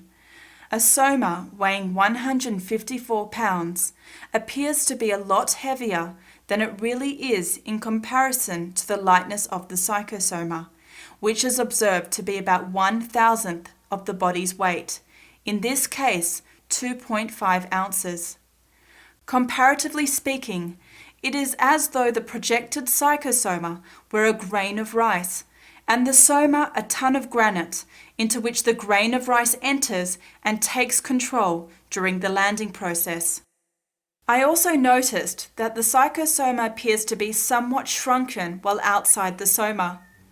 When re-entering the body, it seems to increase in volume and weight like a balloon that, when filled inside a mold, assumes the form of the human body. The psychosoma is ant-like in comparison to the elephant-like Soma. While outside the Soma, with the emotions under perfect control, I stood up twice inside the expanded bedroom. Next, I laid the psychosoma down again in order to closely observe the sensations of lucid takeoff. I would like to stress again that this is the most important and impressive stage of the projection process. Each projection has its own peculiar characteristics. The clarity of the extraphysical experience is proportional to the projector's level of lucidity during the projection. The extraphysical sphere of energy is evidently always the same. What changes is the perceptive capacity of the consciousness. After returning. During the various takeoffs and re-entries, I did not move any part of the Soma. It remained numb the whole time, from 7:23 p.m. until 9:08 p.m. when I finally looked at the clock. I did not awaken per se, because I had maintained awareness throughout the process. I simply opened my eyelids and broke the numbness of the body. This had occurred a few times in this series of projections, when my awakening had corresponded to the simple opening of the eyelids and the natural suspension of the projective trance. It was also not necessary to recall the extraphysical events, because all the facts were so vivid in my mind, just like the events that had transpired throughout the day. The only difference was that the extraphysical experiments were indelibly etched in my memory for 2 reasons. I had been in a state of superconsciousness, and my attention had remained firmly focused on the progression of the phenomena. Observations. I am living proof that the healthy provocation of projections of the psychosoma completely dispenses with all mysticism and rituals. Projection demands only the discipline of one's mental life and personal conduct, as does any other procedure that aims to improve one's physiological performance.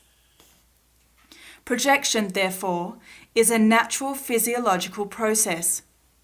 It is a human attribute inherent to one's life, as are sleep and psychic capacities, or, if you wish, gymnastics, sports, eating, etc. The projector is a kind of transcendent athlete.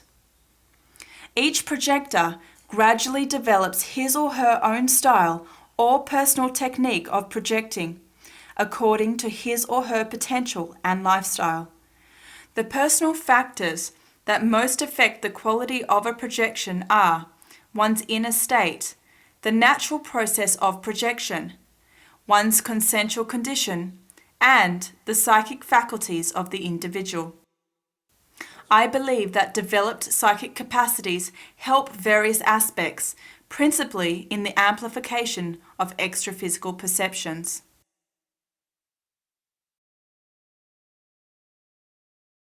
Chapter 51. Flight Platforms.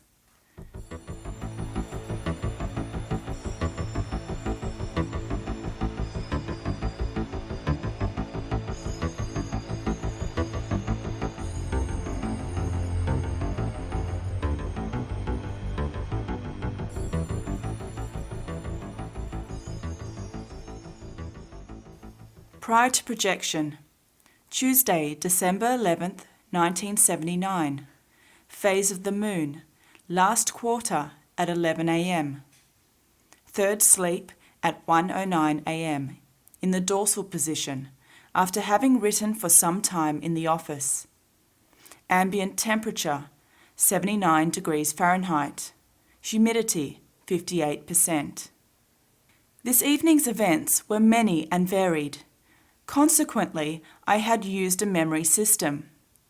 I had quickly tagged the episodes in chronological order with key words. I had noted 19 scenes, relevant points, or different instances. I will now attempt to describe them in detail. Extraphysical period. I awoke next to an extraphysical consciousness who explained that I was about to make an exploratory visit, acting as a human reporter, to an ancient extraphysical transition colony. This colony was located in the extraphysical region over Brazil. The helpers spurred me into action, explaining that I was carrying a high coefficient of powerful energies that would act as a protective shield. During the distant and prolonged excursion, I should endeavour to remain serene at all times, taking in the occurrences calmly, with the certainty that, being a projected person, I would need above all to protect my life in this dimension. I should not allow myself to be affected by incessant advances, and I could use the emission of energies defensively if necessary. I should be as forthright as possible, and should not under any circumstances hide my status as a projected person. I should retain the key element of each situation in order to help me recall it later. I should not lose sight of the fact that I am an adult, extraphysically speaking, and should act accordingly. I was advised to keep in mind that actions are instantaneous in the extraphysical dimension because they are directly generated by thoughts, not requiring physical actions.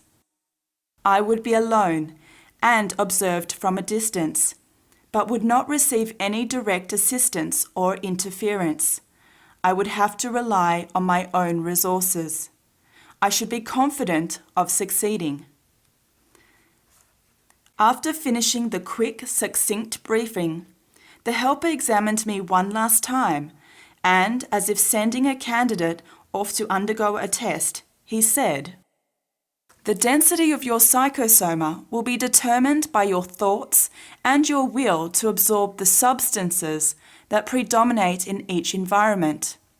Remember to behave as though you were an extra-physical consciousness, but make clear your condition as a projected person. Maintain inner peace. Good luck. We immediately set out flying through space, and within moments I was left in a gloomy and poorly lit spot. I came upon the edge of an enormous, deep pit full of rocks. It reminded me of a gorge or canyon, the kind you see in Western movies.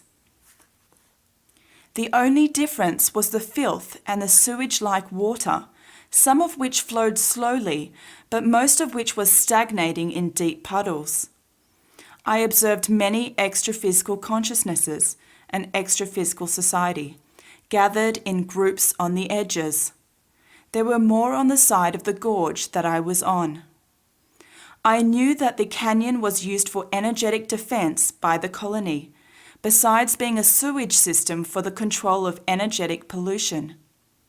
The gorge was tortuous and was alternately deep and shallow.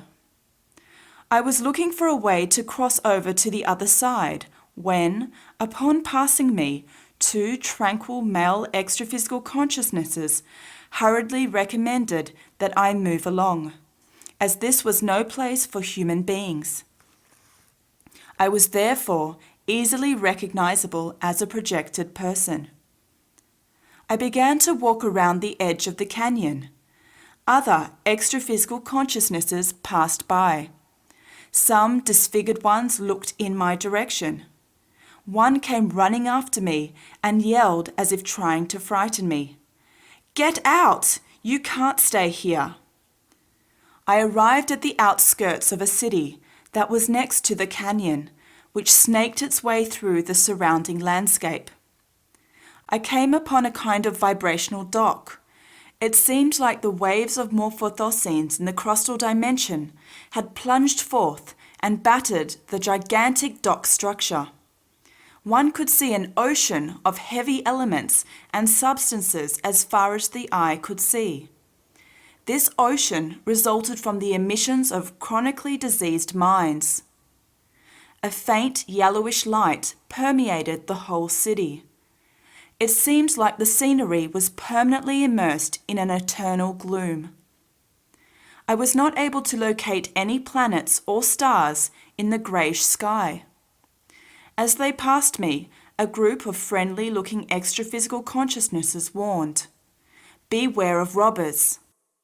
Within moments, a consciousness having a human form with animal-like features, incapable of hiding the dark nature of its psychosoma, lunged at me with all of its might in a sudden extra-physical attack.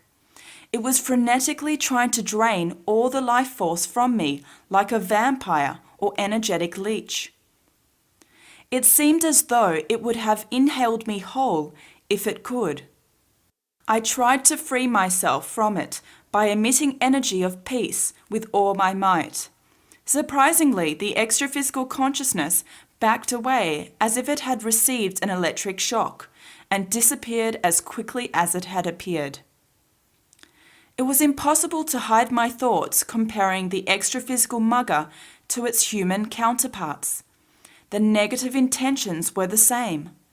What differed was the objective of the attack. Could it be that intraphysical assailants end up like this one when they pass over to the extraphysical dimension? I decided to leave that spot, but stayed on the same side of the canyon in order to explore the environment further. I was in a good mood and possessed incredible decision-making capacities.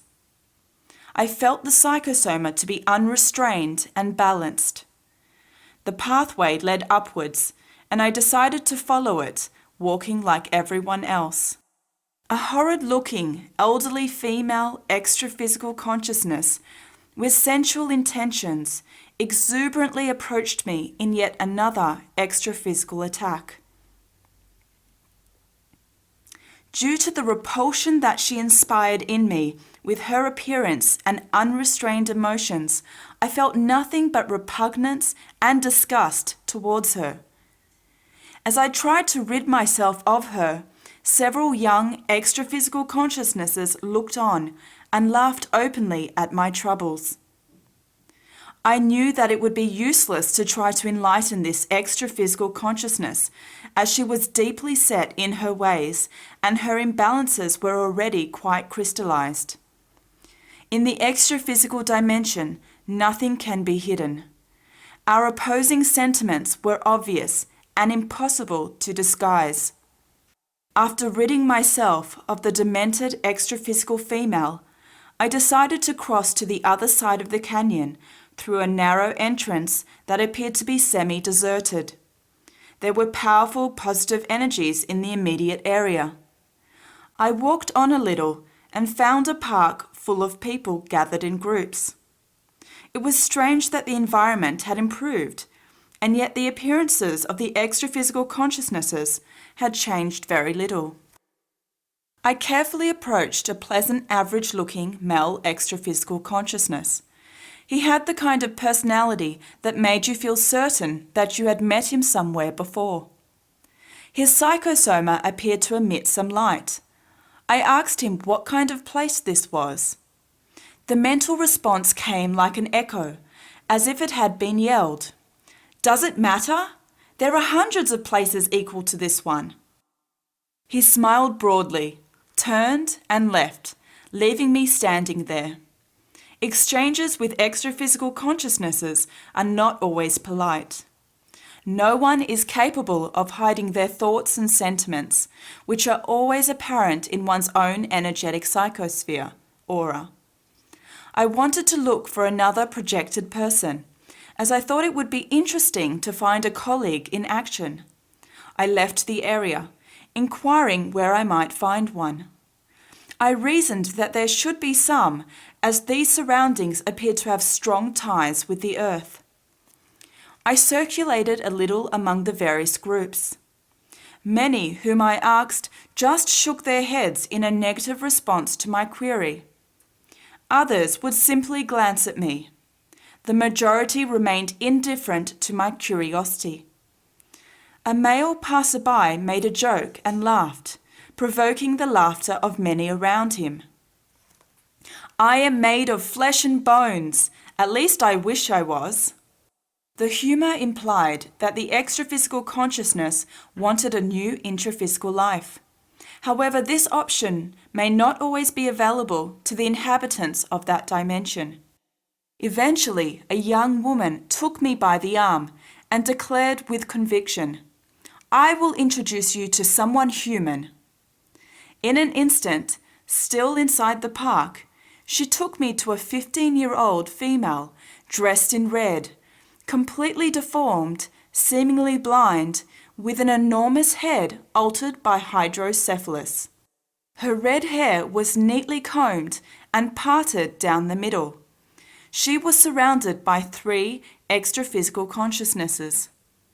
I tried to approach her and sensed, even before asking, that she was projected while her body slept.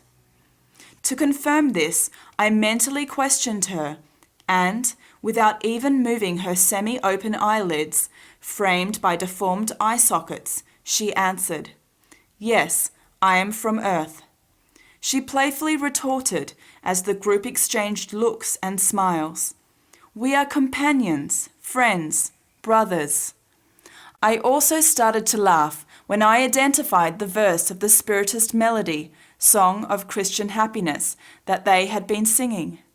I wanted to know more, where she had come from, and what she was doing there.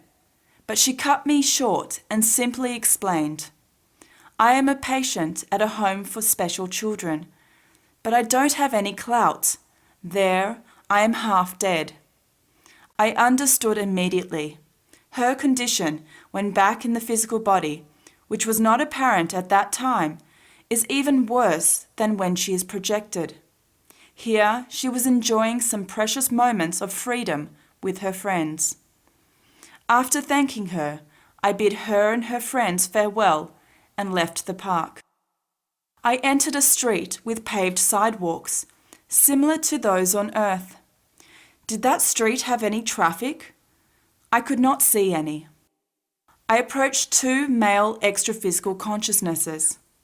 When I neared them, however, I realized that they were too deeply absorbed in their own intimate worlds and gave up trying to communicate. They were obviously psychotic post-mortems who made up a fair portion of the colony.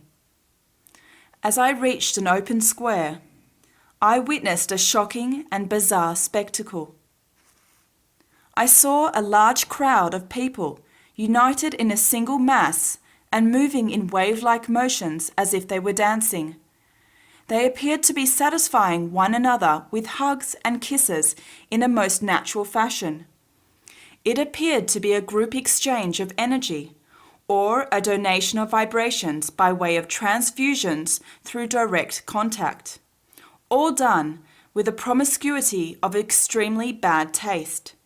It gave the impression of an orgy. The whole scene had a definite sexual connotation, devoid of malice. It was all being performed very naturally. How can we understand it, given the social structure on Earth, as well as current human prejudice?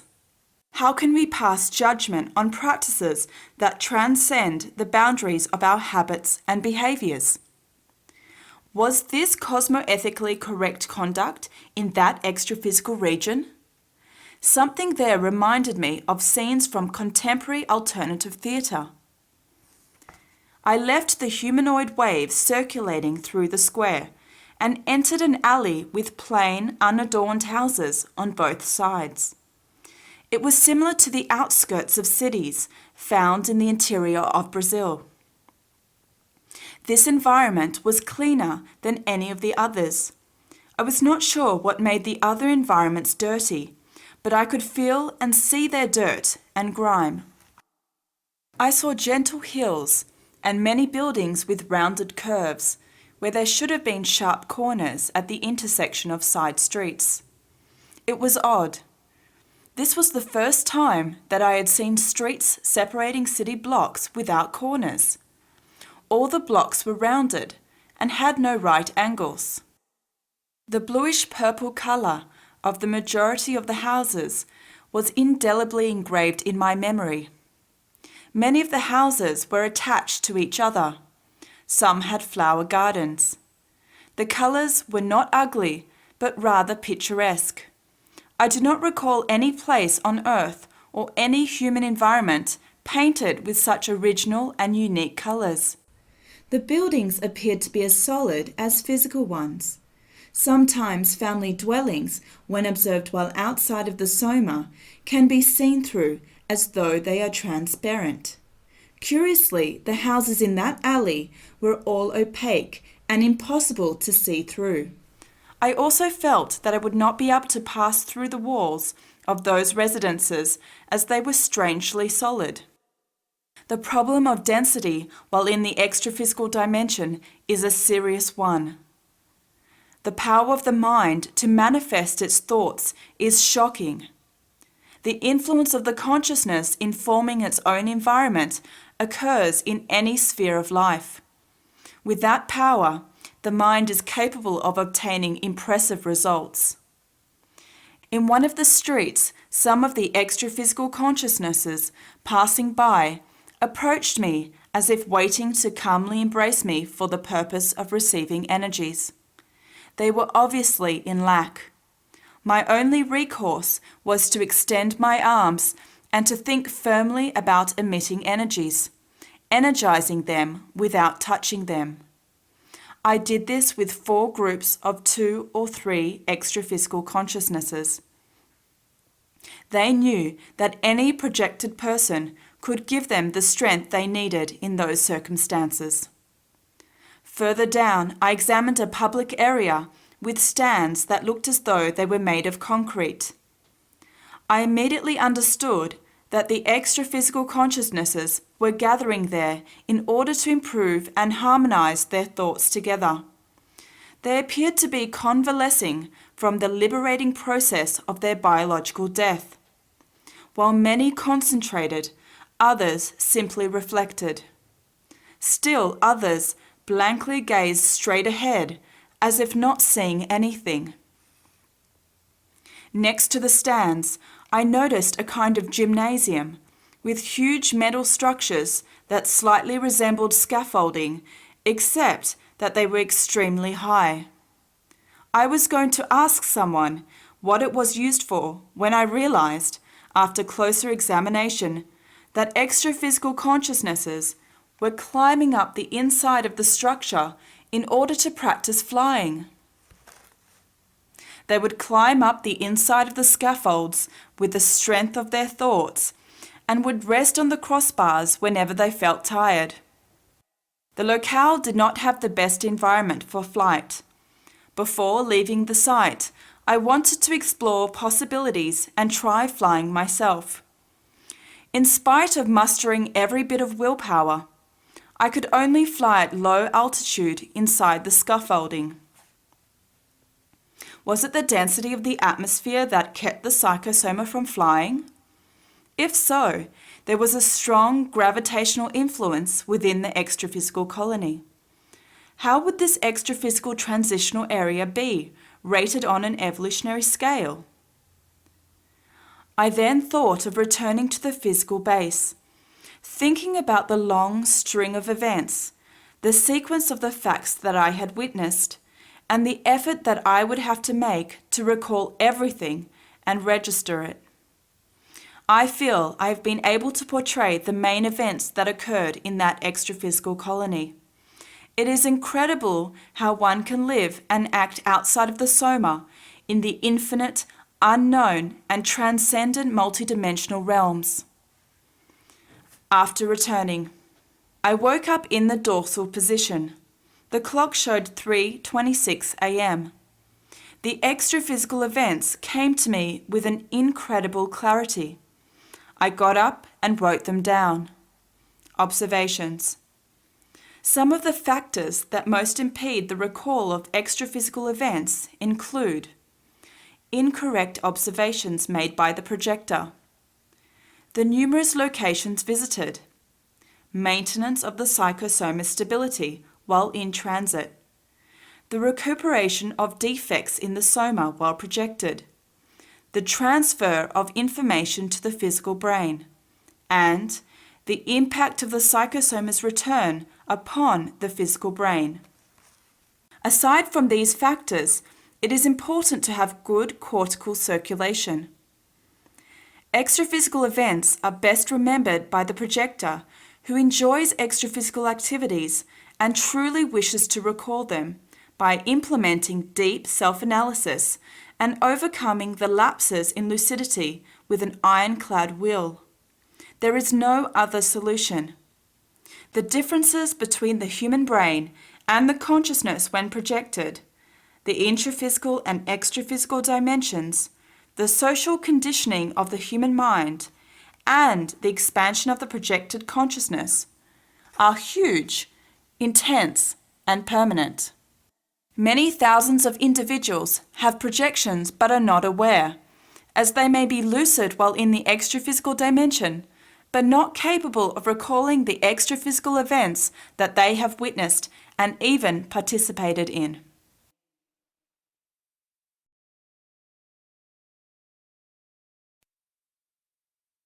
Chapter 52.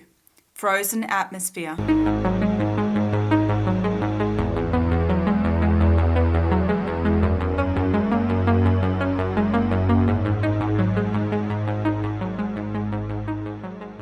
Prior to projection. Thursday, December 13th, 1979. The last time I had looked at the clock, it had been a few minutes after 1 a.m. Position in bed, lying on the left side. Temperature, 79 degrees Fahrenheit. Air humidity, 52%. Indirect air conditioning. Extraphysical period. I found myself fully aware beside an unknown extraphysical consciousness whom I greeted. This consciousness revealed that we would go to an unusual place within the intraphysical dimension. I left Rio de Janeiro. The high-speed flight allowed only an indefinite and confused perception of the area travelled. Since thought and action are the same in the extra-physical dimension, we were soon flying over a frozen area. There was ice everywhere under the dark, starless night. The only light that could be seen was the soft, natural extra-physical illumination that can be seen wherever one is projected. I wanted to look at myself and noticed that I was wearing my customary projecting uniform, blue V-neck pajamas, in the middle of the endless galleries. In some areas I could see running water, perhaps ocean water, in which blocks of ice were floating. I eventually noticed a light in the distance that increased in size. Then other artificial lights began appearing. At this point, I was able to make out houses and lampposts. With the helper at my side, we were soon entering a low-lying house resembling an apparatus-filled laboratory. Pictures could be seen hanging on a wall. There were two blonde gentlemen, one of whom was smoking continuously. They spoke very little, and what they did say was in English. It gave the impression of being a hothouse. I did not see any extra-physical consciousnesses, so I asked my travelling companion, "Are there any projected consciousnesses here?" "Yes, there are indeed, but there are very few intraphysical or extra-physical consciousnesses in this region." Maps and graphs were scattered everywhere. One of the pictures showed an icebreaker ship with a Navy officer standing at attention on its deck. All the buildings in this polar region appeared to have been painted white for some inauguration. Everything seemed to be extremely clean. On the way back, we met an extra-physical consciousness who performed assistance in the locale. I found it curious that he wore heavy clothes and thick, huge boots, as if he were human and worked there in the frozen environment. I remained clad in my light pajamas. Incredible as it seemed, I was not affected in the least by the cold. There was no wind. It seemed like the air was still, in an eternal, respectful silence. Through mental dialogue, I learned that the extra-physical consciousness who assigned those men had physically died at that place long ago. He knew everything about that type of life, as he had lived it. We saw an area where the inhabitants were exercising. Farther off, I could see a group of seals and some sea lions. Since I was visiting this area in a projected state, I did not feel the bite of the cold. I realized that I did not find solitary frozen wastelands at all attractive.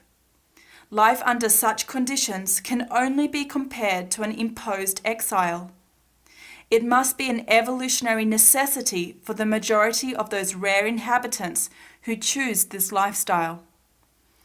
What was important in this case was to recognize that multidimensional assistance exists everywhere, regardless of the adverse conditions of the environment. We soon flew away from the area. In a short while, I returned to the air-conditioned physical base. After returning, I awoke in the Soma and looked at the clock, which read 2:47 a.m. In that same instant, the extra-physical events began to come to me in fragments, together with a shower of energy. I got up and, reaching for the thermometer hanging on the wall, saw that it read 79 degrees Fahrenheit. Hurrah for the heat and the coming summer of Rio de Janeiro. Observations.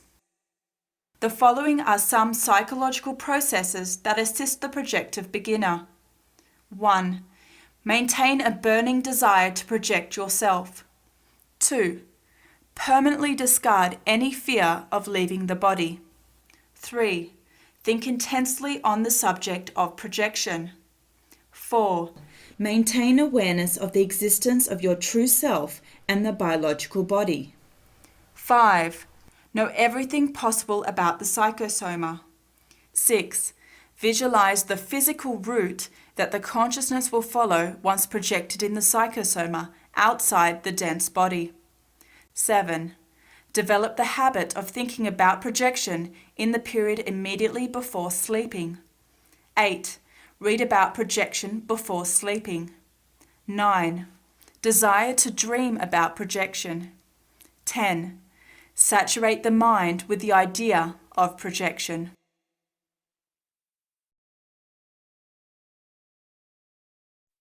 Chapter 53. Spaceflight.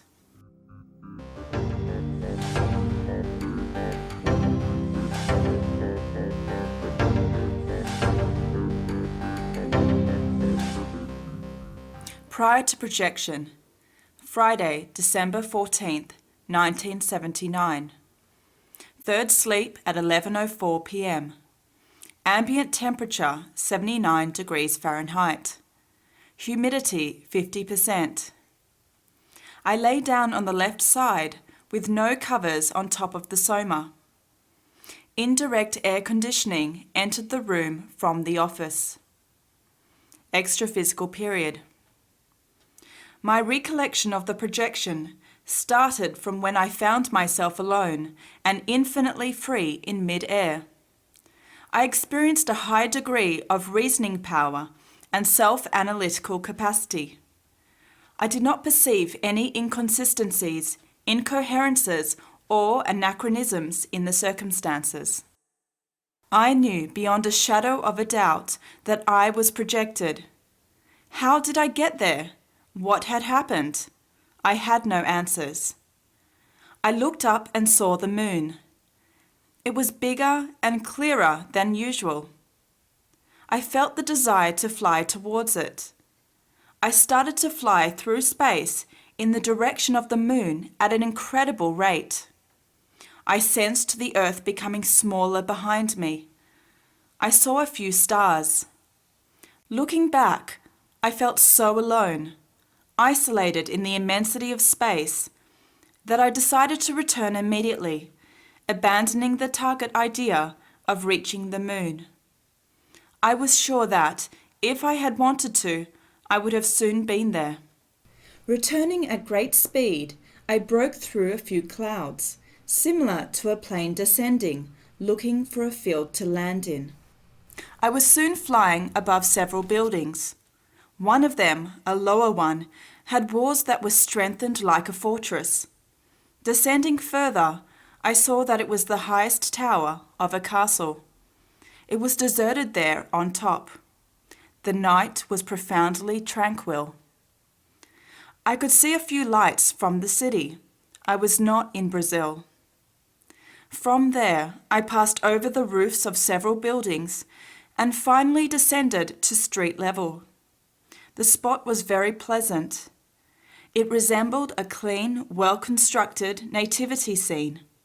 There was a calmness in the street, partly due to the late hour of the night. Few cars passed by on the roads. Only a few houses were lighted. Close to a triangular plaza were 6 parked taxis. They were not Brazilian vehicles. They seemed to be older and different. Near the cars there was an open business with a lighted sign, which I did not read. As I glided through the street, 2 female extraphysical consciousnesses noticed my psychosoma. I could not tell what language was spoken in that place, but I understood their thoughts.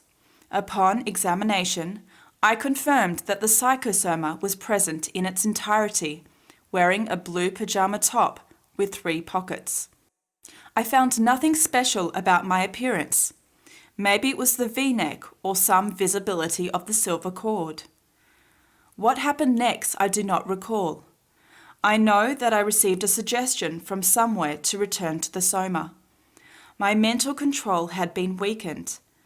I suppose that I flew back to the apartment quickly, although I have no recollection of it. After returning, I next recall waking up. I was lying on the left side and the Soma felt freezing cold. My nose was completely stuffed up in a condition of semi-suffocation. I changed positions, went to the bathroom, and returned to bed. Looking at the clock, I noticed that it was 11 minutes past midnight. The thermometer read 79 degrees Fahrenheit. I then went through my projective routine. I lay down on the right side to sleep once more, covering myself with a white blanket. Upon laying my head on the pillow, the extraphysical events arrived in fragments. The coldness of the Soma had no doubt precipitated the return, affecting the awakening process and the recall of extraphysical events. This rarely happens to me. Observations. Could it be that the long-distance projection in outer space contributed to the cooling down of the Soma of flesh and bones? I do not think so. The maximum temperature reached this Friday was 103 degrees Fahrenheit, the highest of this spring. This was a typical case of a delayed recall, which is an exception in common mnemonic processes.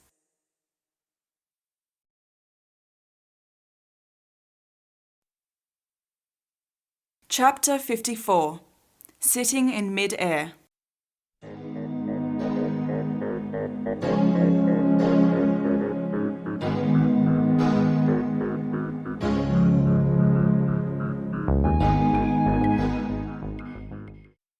Prior to projection. Sunday, December 16th, 1979. Energy emission exercises began at 7:07 p.m. A helper transmitted energy to the solar plexus area of the Soma. It is worth noting that intestinal constipation, with its consequent organic intoxication, represents a serious obstacle to the process of projection. It hinders the circulation of energies below the diaphragm, especially in the splenic chakra and umbilical chakra. It also hinders the departure of the psychosoma from the solar plexus area. Furthermore, above the diaphragm, it reduces mental concentration as a result of increased salivation. It also causes the psychosoma to become excessively restless, making it difficult to achieve a numbness of the physical body. In the hypnagogic state, immediately before sleep, intestinal constipation predisposes the occurrence of physical repercussions. These are caused by the sudden return of an extraphysical arm or leg when the psychosoma achieves only a partial non-alignment of the bodies as a result of being held back by the solar plexus. In these cases, it is always recommendable that energy emissions be applied to one's own abdominal area. These are executed by the projector or sponsored by a helper. The energy emissions neutralize the toxic effects, facilitating the natural progression of the projective process. After performing energy exercises for some time, I got up to write and finally went back to bed at 11:22 p.m. The temperature was 79 degrees Fahrenheit, with indirect air conditioning. It was raining hard outside. The raindrops made a fair amount of noise as they hit the casing of the air conditioner. The wind whistled through the windows of the apartment high up in the building. The humidity was 54%. I lay down in the dorsal position, rigid, motionless, and uncovered. I remained inside the immobilized Soma in a state of projective catalepsy for quite a while. Eventually, I started to feel the welling up of the powerful forces of the vibrational state. I felt like a generator, resonating as it produced power. Extraphysical period. Deliberately disconnecting myself from the Soma, I achieved a classical vertical takeoff. Within seconds, I was in the psychosoma, which was directly above the Soma. The psychosoma became stabilized beneath the ceiling. I sat in mid-air, observing the situation and experiencing the powerful sensations of the vibrational cord that links the psychosoma to the Soma. My senses were sharper than usual, and I started to think.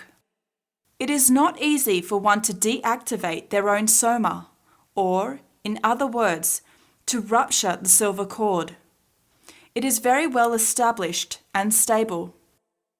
Still sitting in mid-air, I wanted to shift off to one side and then to another, but it was impossible. I was imprisoned by the body. There came to mind the sensation experienced by certain extraphysical consciousnesses who have suffered a recent deactivation of the Soma. They have an identical experience of being conscious, wanting to leave, but not being able to do so. There are invisible links that hold and inhibit the freeing of the psychosoma. I continued to philosophize, sitting in mid-air above the Soma. It is fascinating to see how the projector knows with absolute certainty when he or she is projected.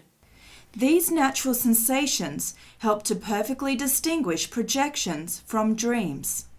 I am simultaneously the observer and a participant in the experience, wholly aware of events as they transpire. I continued to reflect while projected. The projection of the psychosoma is an anemic phenomenon. In a case such as this, however, while apparently provoking a lucid projection, I am certain of the presence of invisible assistance the whole time. Are psychic capacities involved in this process? At that point, I finally decided, I must get free. I will exit by leaping. I gathered all my strength and, with all my will, leaped to the right into the hallway of the apartment. At that moment, a pleasant, pale, bluish light appeared that filled the whole room. The rooms had become huge, as if the walls had been pushed farther out. I did not see any extraphysical consciousnesses, but was aware of being assisted by an intangible escort. I noticed that the space in the hallway was not the same as I recalled it to have been some 2 months before. Chapter 32. After reaching my son's bedroom, I immediately returned to the Soma. I wanted to practice maintaining lucidity throughout the projective cycle, which is the most difficult feat to accomplish during projective experiences. After returning, laying down into the Soma, the psychosoma was absorbed by it. Little by little, I began to experience the sensations of the Soma. I opened the eyelids and ended the numbness. I was able to follow the entire process without losing awareness at any time. I looked at the clock. It was 24 minutes past midnight. It was already Monday. The rain continued to fall noisily outside.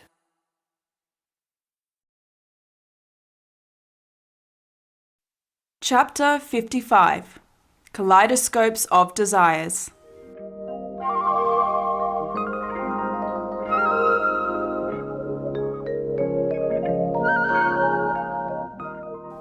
Prior to projection.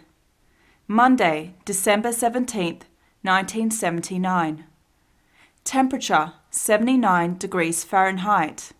Humidity 62%.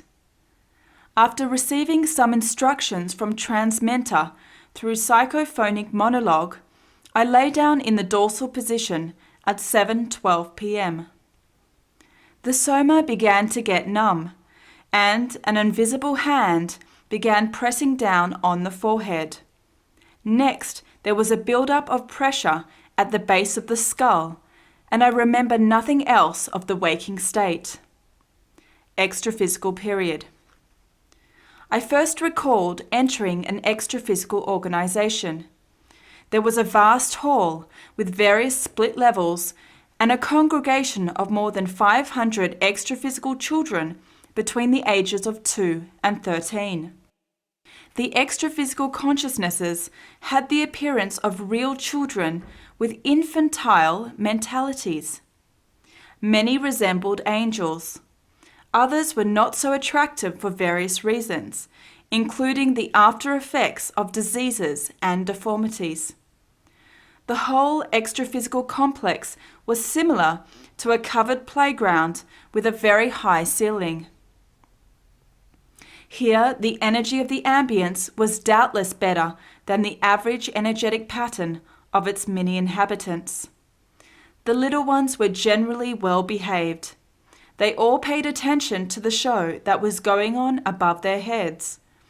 It was like a fireworks show, but instead of having exploding stars, balls of light, and multicolored streamers, there were fantastic kaleidoscopes or galaxies materializing dreams and wishes, breathing life into toys, machines, and three-dimensional fantasies. I understood that the creations were incredibly vivid and real morphothoscenes, the products of powerful consciousnesses. There were magic wands opening treasure chests, Santa Claus sacks, cornucopias of riches, surprise boxes, magic lamps, videos of endless stories, and everlasting springs of wonders, satisfying the most exotic whims. The images were incredibly rich, beautiful, and extravagant. I was witnessing the result of the capacity of consciousnesses to produce elaborate objects through the use of extraphysical substances. Behind it all, there were more than likely a battalion of inventive and experienced carnets, Chapter 2, working intensely. I did not perceive any apparatus. It all seemed to appear out of nothing. I thought about how the vast, complex extraphysical dimension presents infinite possibilities for exploration and is still awaiting its Columbuses, explorers, pioneers, and researchers to reveal it entirely. The spectacle I was witnessing served as a kind of fortifying injection into the imagination of the children. It had the effect of enhancing their intelligence and promoting a greater maturity of the consciousness. The toys rained down on the little ones with mirth, melodies, dances, mysteries, tenderness, and love in their forms and movements, and would disappear just before touching the children's heads. If a child was interested, the object of his or her desire would materialize in his or her hands. Everything seemed to be appearing out of thin air. The institution contained amusement parks, a circus with ponies, fountains of toys, orchards of Christmas trees, imagination projectors, 1,001 inventions, and everything that the consciousness has ever conceived and created.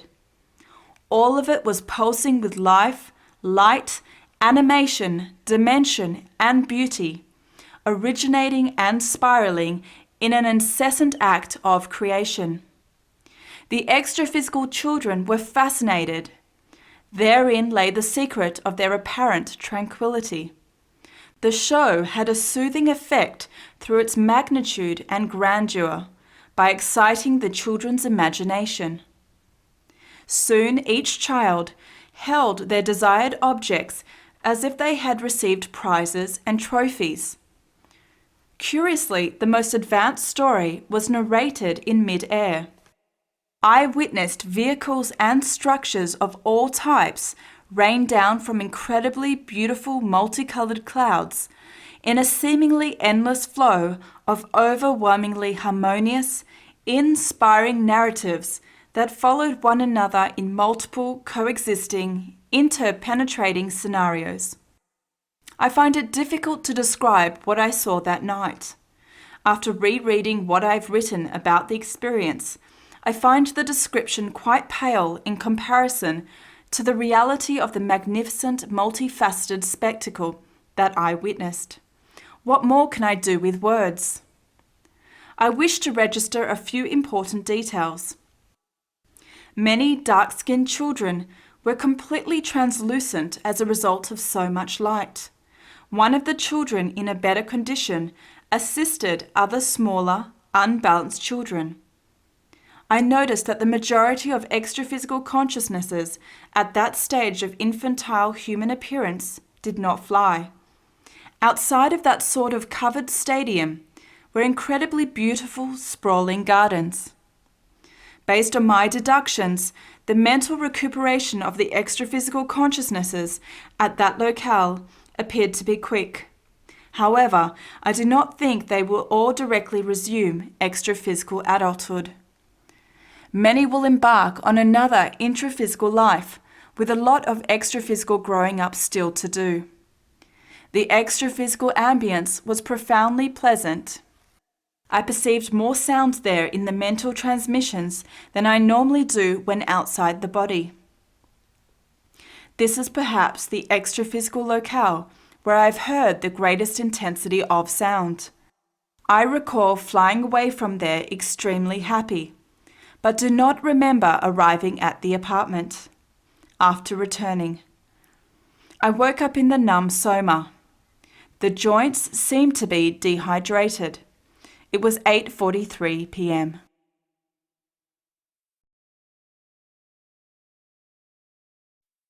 Chapter 56. Proof of the Mental Soma.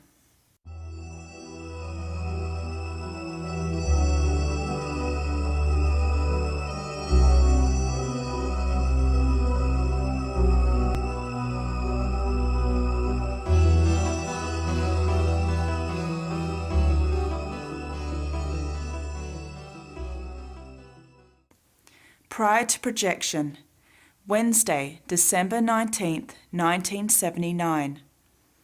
I lay in the dorsal position at 3:53 a.m. after having written for some time in the office. Temperature 77 degrees Fahrenheit. Humidity 72%. Phase of the moon new at 5:24 a.m.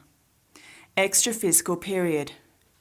Now completely alert and monitoring all psychic perceptions, I experienced the vibrational state and finally decided to leave the Soma in a vertical takeoff. After some time, I left the Soma through the physical head. The psychosoma remained inside the Soma. I knew it and could feel it.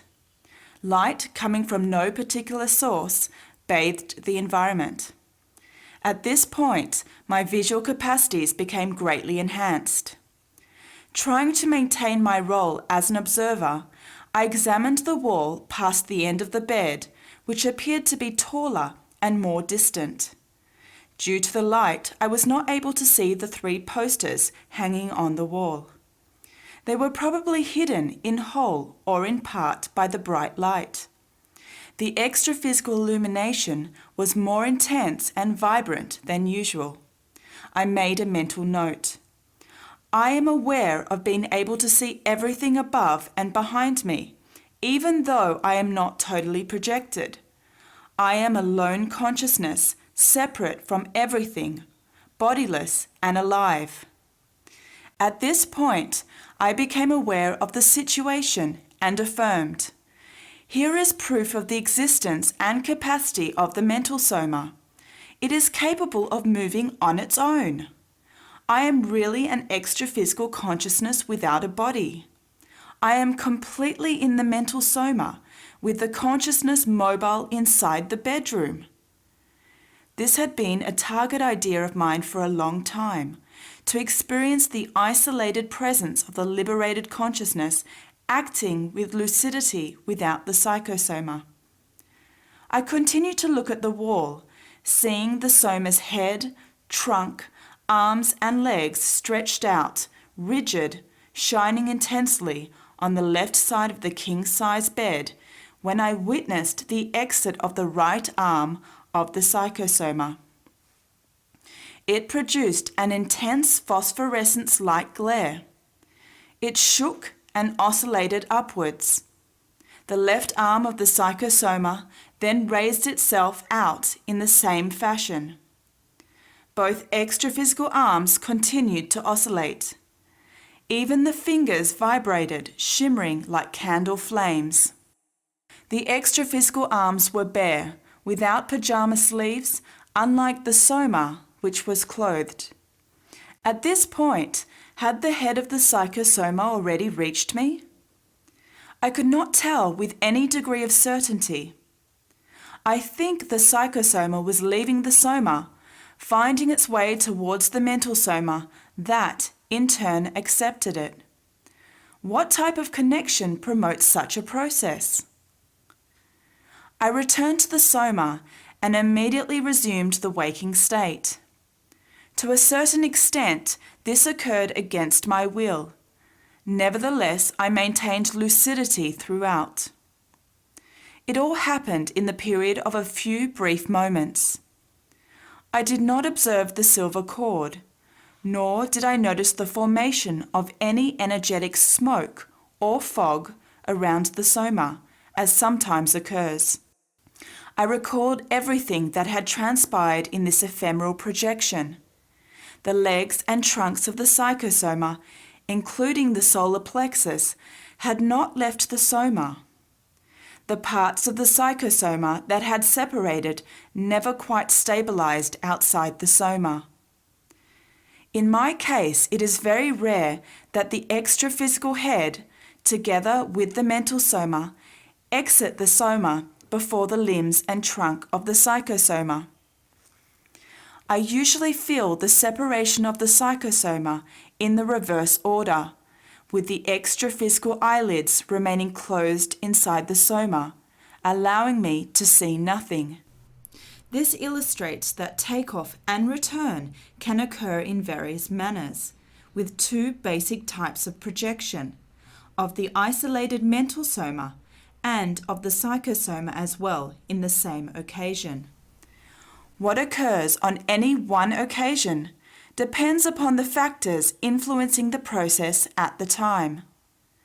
What factors were involved this night? One factor must have been the low density of the psychosoma. The exit of the extraphysical head from the soma, while in alignment with the mental soma, in a partial non-alignment of the bodies, had allowed me to perceive the extraphysical illumination. I did not detect the presence of any helpers at the time. After returning, I was soon moving the soma. I looked at the clock. It was 4:01 a.m. The projection had lasted 8 minutes. Observations. The controlling of one's own thoughts while projected is of utmost importance. The projector should always maintain awareness of his projected condition in order to derive full benefit from the extraphysical experience. For example, if one becomes excessively absorbed in a fact or subject while projected in the psychosoma, one can become emotional and end up losing control of the experience. This can reduce the projector's lucidity and even provoke a premature return to the soma. It can also compromise the recall of extraphysical events. There were two distinct types of return in this projection.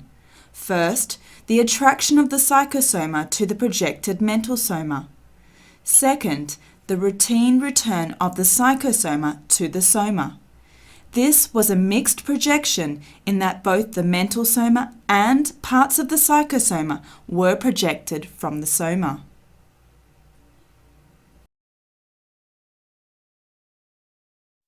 Chapter 57. Fraternal Lesson.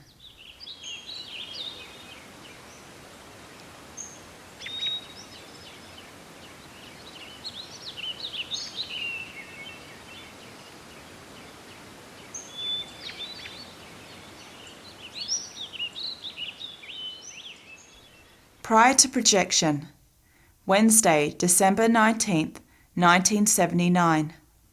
Temperature 77 degrees Fahrenheit. Humidity 68%. I lay down in the dorsal position at 10:11 p.m. Extraphysical period.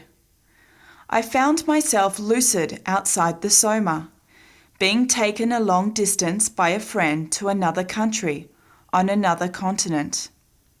Here an extraphysical consciousness met me and recommended that I confidently follow close behind her wherever she went and not leave her company. The extraphysical female appeared to be constantly focused and unshakably serene. She wore the simple outfit of a monk.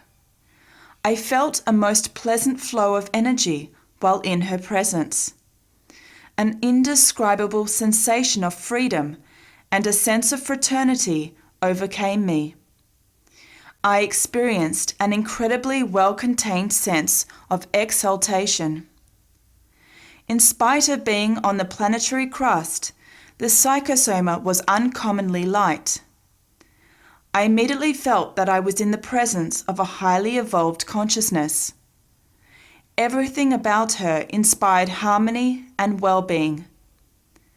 I would soon discover, however, that she was suffering deep inside through her compassion for human pain. As I tried to get closer to this extraphysical consciousness, I began to experience the pain of the world deep inside me. We arrived at an area of extreme poverty, having houses and small yards with shrunken trees. The very primitive and poor nature of this environment was quite evident in the bright daylight. The extraphysical consciousness rarely stood up. She would remain sitting in a typical cross-legged yoga position, even while flying, perhaps trying to administrate her energies through meditation. Her movements were limited almost entirely to calmly moving her arms. I tried to do the same, as far as I was able, wherever we went. We went to dozens of huts and makeshift shelters in difficult-to-reach rural areas where the extraphysical benefactor visited the sick. The areas visited included an open field where a crowd was gathered, a type of orphanage for sick children, an institution of apparently Catholic sisters, an overcrowded prison of dirty, unshaven men dressed in rags and living in great promiscuity. Wherever she went, the all-understanding, all-knowing messenger spread inspiration and energies of healing, peace, and fraternity. While beside her, I felt filled with compassion, jubilation, tenderness, understanding, humanity, abnegation, and all elevated and constructive ideas and sentiments. Wherever we went, the extraphysical consciousnesses present would back away from the approaching helper in reverent silence. This reaction was exhibited by rebellious intruders and mentally disturbed beings alike. I did not witness any energetic confrontations or any of the usual cleansing and extraphysical assistance. It seemed like the mere arrival of this emissary of goodwill would sweep away misfortune and cleanse the consciousnesses and their environment. The power of pure love is fantastic. I do not know how to express the profound nature of what I experienced during the excursion with this helper. It was a true trajectory of light and peace. I am intrigued by the fact that she asked no questions. She simply assisted. She arrived knowing everything about everyone and improved individuals and their environment as if by magic. Once more, extraphysical facts confirm that emotionality constitutes an imbalance and is counterproductive, whereas serenity is synonymous with balance and evolution. It is strange how tranquil pure love is. As some malevolent humans came into sight next to a structure, I could see a few objects resembling weapons.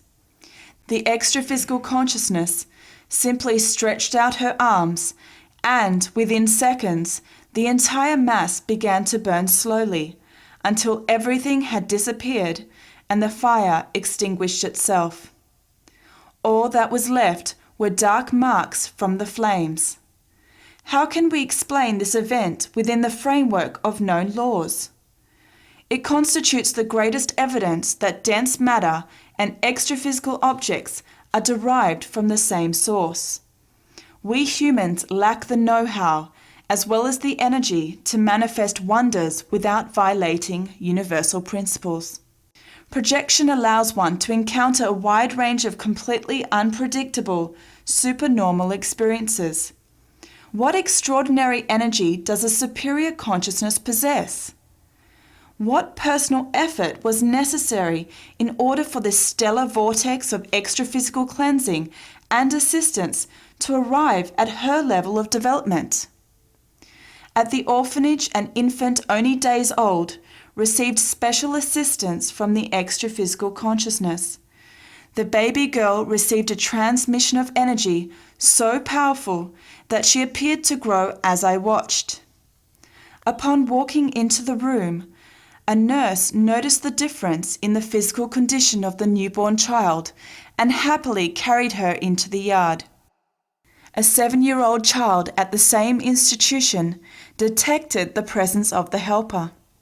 She became radiant with joy and kept staring at her until the extraphysical consciousness placed a hand on her head out of compassion. The child smiled happily and left the room, singing and dancing. During the entire extraphysical experience, I did not perceive the extraphysical consciousness to engage in transmental dialogue. She did not waste a single moment, but continued to assist in many different ways, acting as a source of pure affection for all types of creatures in all conditions from all origins. This was perhaps the biggest lesson in pure fraternity that I have received in this life. The extraphysical consciousness was well aware of it as I bid farewell in silence with my thoughts of gratitude. After returning, I awoke in the Soma and cried deeply felt tears for a few minutes when I remembered to look at the clock. Human life had to go on. It was 11:43 p.m. I got up to register the extraphysical events, which came to me with undisturbed clarity.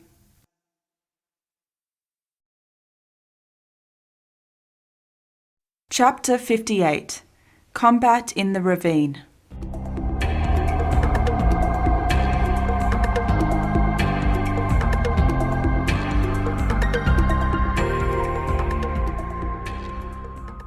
Prior to projection. Wednesday, December 26, 1979. I lay down on the left side. Second sleep at 12:09 a.m.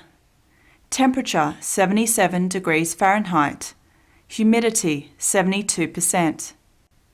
Extraphysical period. I became lucid next to an extraphysical consciousness with the appearance of a tall woman. Judging by her extraphysical features, she was about 6 feet tall and a yard wide. She nevertheless seemed very pleasant and was dressed in white. I felt that this helper had provoked my extraphysical awakening through energy transmissions. She sent me an extremely high-speed mental communication that we were going to an area of ravines. Within moments, we were landing next to an enormous gorge in a ravine. The extraphysical consciousness remained in front of me, and when I focused on her hair while observing her from behind, she reminded me of someone I had met in my childhood. The extraphysical consciousness was quite evolved and energetically vigorous. Pointing to the deep ravine, she asked me to examine the environment, bid me farewell, and disappeared suddenly. I was in a place that appeared to be somewhere in the extraphysical dimension. There was a localized storm a short distance before me in the ravine. Strange colored blotches and nauseating smells bubbled up from the water resulting from the storm. I focused my extraphysical vision and was able to distinguish what was going on.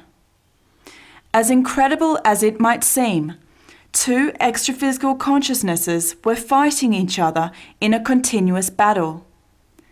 There were so many continuously changing deformations in their figures that they gave the impression of shapeless amoebas devouring each other, inextinguishable, continuously inter-exploding firebombs, living flames in a raging fire, dragons gridlocked in a bloody fight, making unpleasant guttural sounds. The combatants changed their stances and positions with lightning speed. The exotic, unstable life forms changed from one unpleasant colour to another. The beast's melancholic show simultaneously inspired repulsion and compassion in me. They were being watched by a group of whimsical, agitated consciousnesses. Questions arose in my mind. What should I do? How long would it last? At that moment, I heard a resonating voice. A battle such as this is the sad epilogue in the conflict between these two consciousnesses.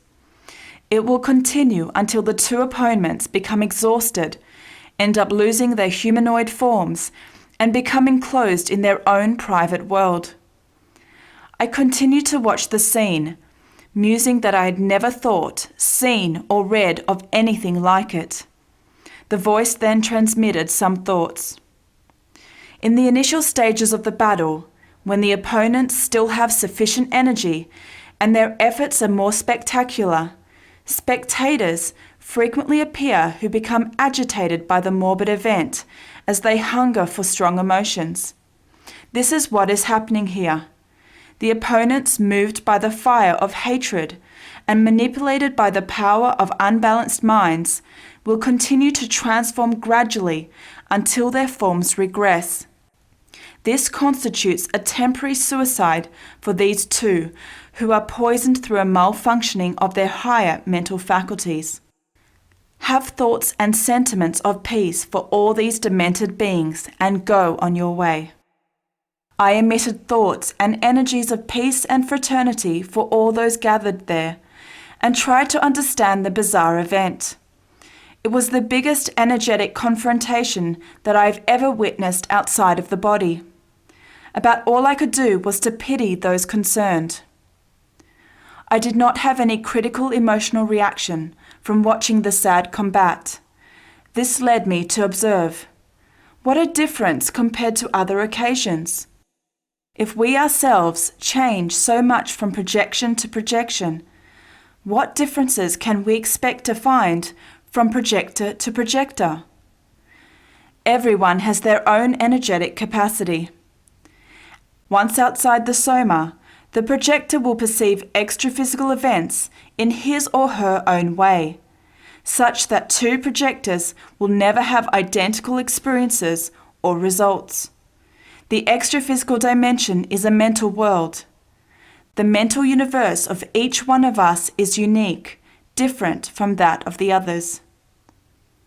Now at the side of the ravine, I decided to follow the voice's suggestion. I flew up and away from the field, which I was able to see, even from a distance. Now, far from the ravine, I flew between the clouds through waves of energy, which acted like turbulence and impeded my flight. Nevertheless, I experienced an immense sense of well-being due to the freedom from the Soma. Nothing can be compared to flying in an open space every once in a while, thinking and acting away from the limitations of a dense body. I was in a perfect state of mind, happy, tranquil, and yet without euphoria. It took a lot longer to return than it did to get there. Within minutes, I was back at the apartment, passing through the bedroom window. The psychosoma re-entered the Soma smoothly. My lucidity was not affected by the waking process. I was not at all sleepy, but was more aware after the projection than I had been before. After returning, the clock showed 12:42 a.m. It started to rain outside. Could the rain clouds have caused the waves of turbulence?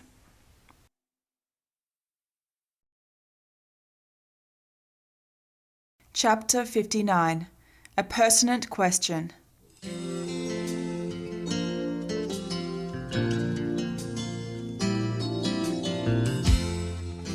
Prior to projection. Thursday, December 27th, 1979. I lay down on the right side for my second sleep. It was 12:03 a.m. The rain fell noisily against the window. Temperature, 77 degrees Fahrenheit. Humidity, 72%. Extraphysical period. I found myself in the lobby of an unfamiliar hotel, admiring the flowers of an indoor garden. I did not see any helpers. Were they assisting someone in the hotel? My vision was incredibly clear. I wanted to explore the outside of the hotel. I had apparently not prepared any theme of study. Hurling myself against a tall glass panel, I quickly passed through it into mid-air. I began to fly and passed through a group of singing birds. I thought to myself, "It is not raining here. In fact, it is a beautiful day. It must be 5 or 6 o'clock in the morning." I concluded that I was not in Brazil, based on the obvious difference in the weather.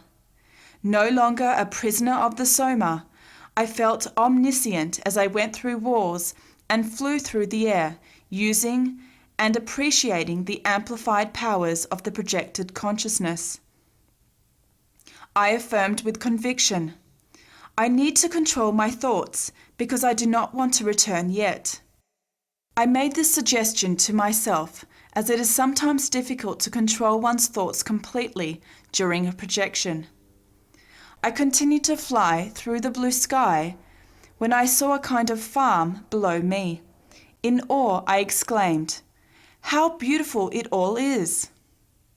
The colours, the plants, the irrigation canals, the fences, the roads, everything about the scenery seemed like a postcard chosen from thousands of others. I flew over the farm and, choosing to operate with the sincere interest of the investigator as opposed to the spirit of the adventurer, I decided to fly down lower to examine the constructions among the trees. I saw a huge cow with natural roundish spots. It struck me as odd that the cow seemed to emit light from its entire soma, through the skin as it ate inside the well-kept barn. I saw a tall, beautiful brownish horse nearby.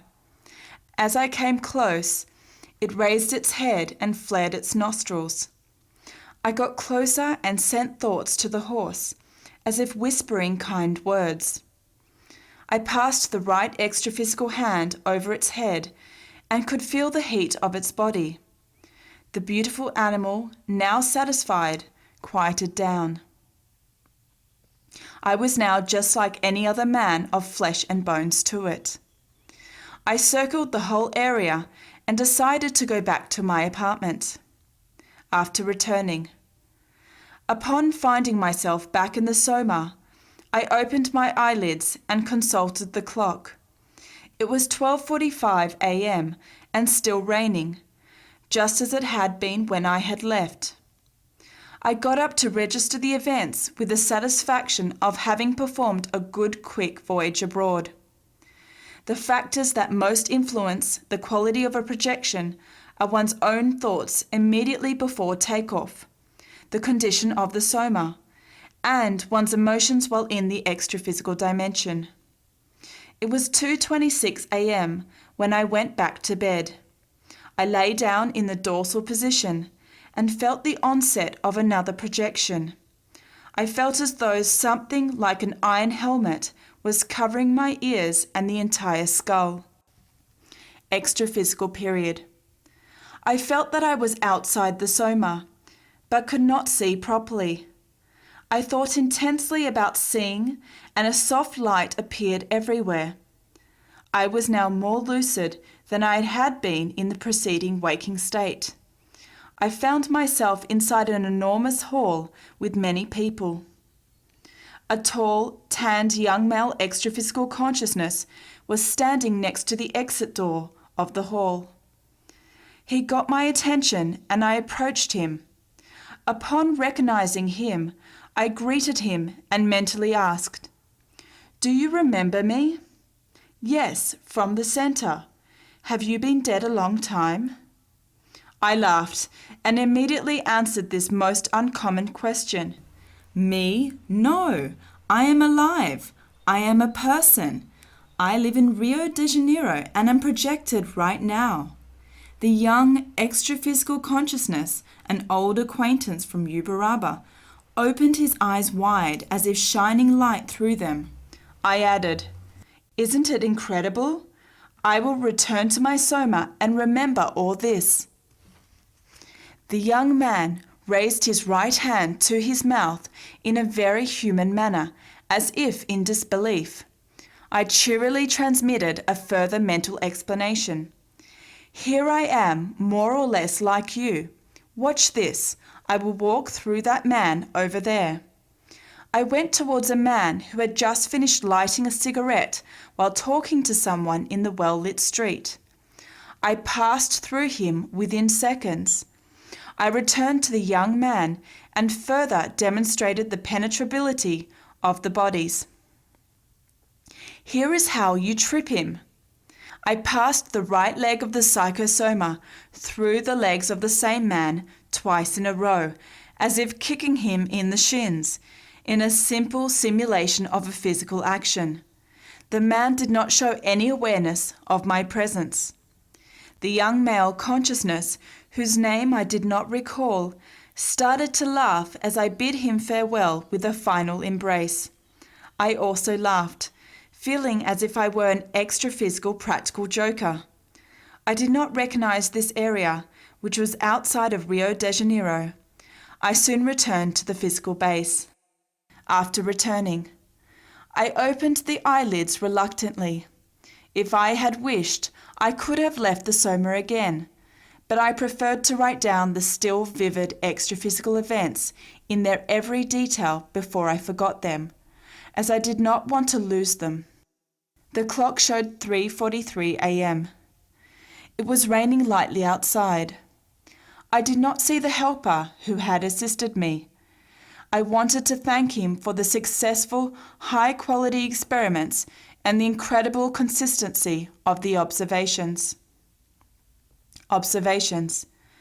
The simple fact that a lucid extra-physical consciousness mistook me for another extra-physical consciousness lent more credibility to the projective experiences than any other detail.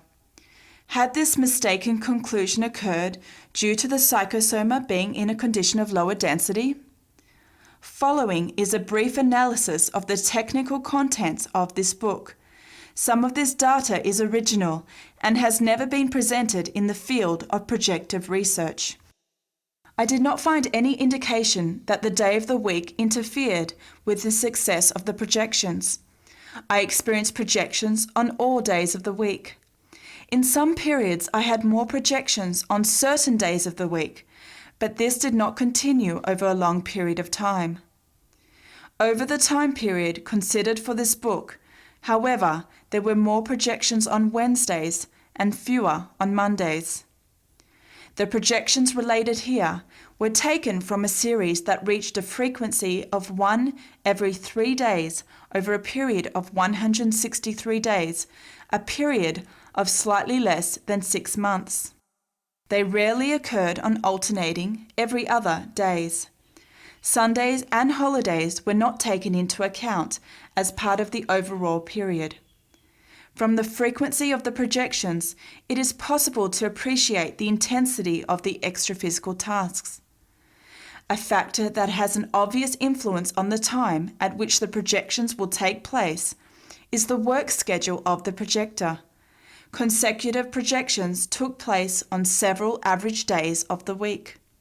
There were some days of the week on which I did not project. This varied from month to month, specifically Mondays, Fridays, and Saturdays in August, Mondays and Saturdays in September, Mondays, Tuesdays, and Fridays in October, Sundays and Tuesdays in November. This data presents nothing particularly significant. The following projections took place either in the early morning or at night, at the beginning and end of a 24-hour period: July 25th, chapters 6 and 7, December 19, chapters 56 and 57. In certain periods, my schedule allowed a high frequency of projections. For example, the 9 projections described in chapters 2 to 10 took place over 12 consecutive days in July. The 10 projections related in chapters 48 to 57 occurred over 13 consecutive days in December. The great majority of projections took place during the period of human anguish, between 6 and 10 p.m. This is to be expected, given the assistential nature of the services rendered by the helpers.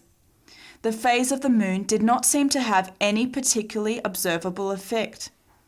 This indicates that so-called planetary influences do not affect projections.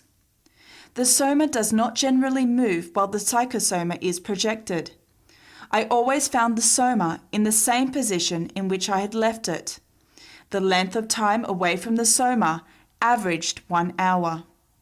With respect to the position of the projector's Soma, there was a definite predominance of the dorsal position, the best position of all. I found that pointing the head in the direction of geographical north had no effect.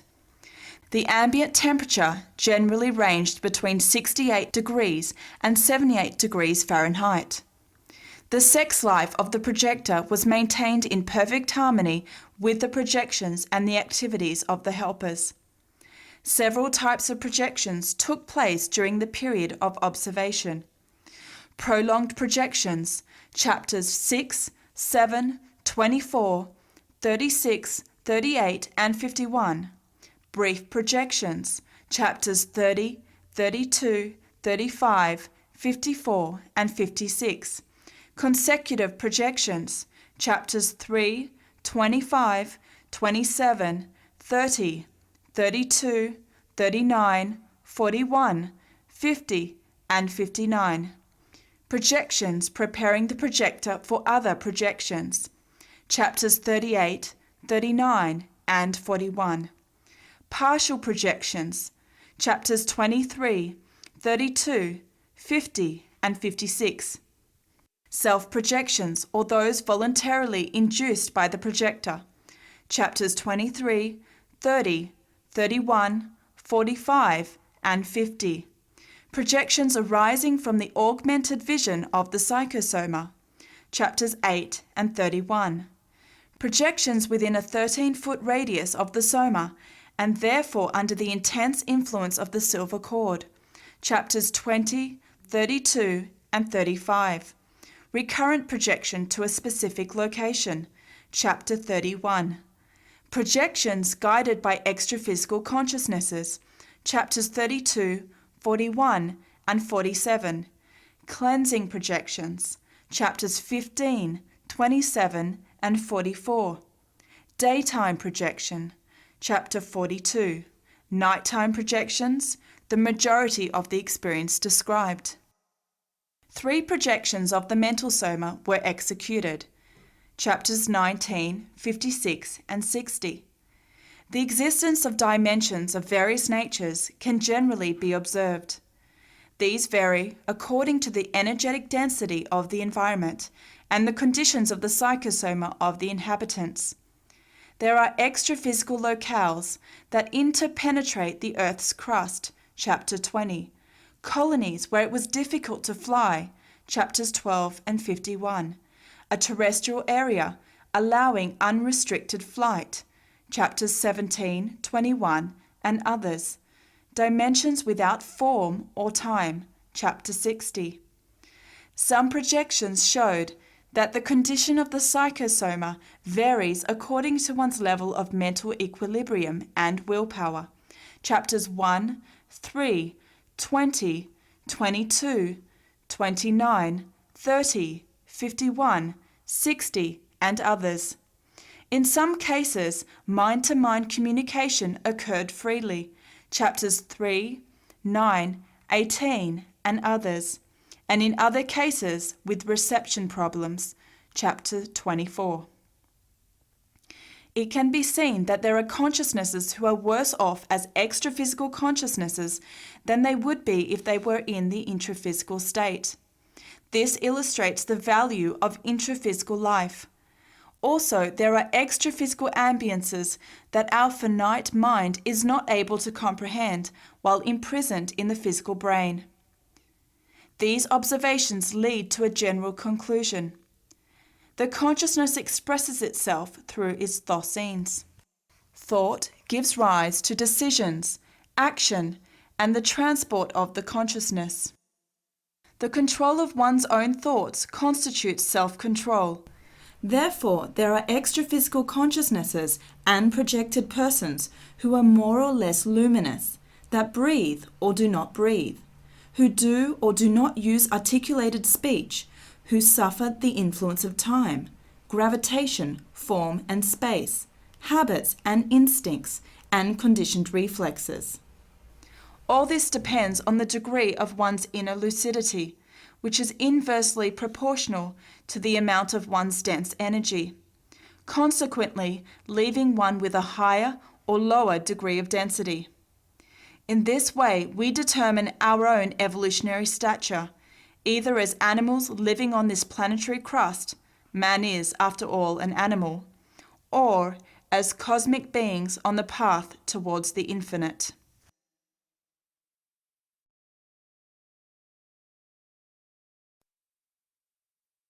Chapter 60. Free Consciousness.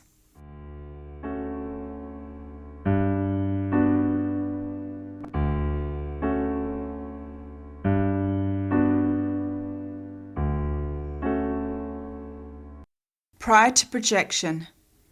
Thursday, January 25th, 1979. Second sleep at 12:20 a.m. at the usual physical base in the bedroom of the apartment in Ipanema, Rio de Janeiro. I had initially gone to bed at 11:15 p.m. like any other night. I felt some physical fatigue as I lay down on the left side. No energy emission exercises took place. I also do not have any recollection of the takeoff. Extraphysical period.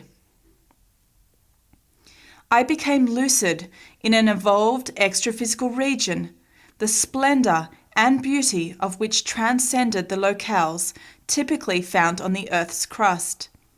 I saw only lights and vivid colors of indefinite shapes. The site appeared to be completely uninhabited. There were no dwellings in sight. My experience was that of simply existing as a consciousness. I did not feel the form of the psychosoma. It was invisible even to me. Lighter than usual, outside the dense body, I had an attitude of confidence and moral superiority, which made unequivocally sublime energies arise within me in an indefinable, tranquil contentment.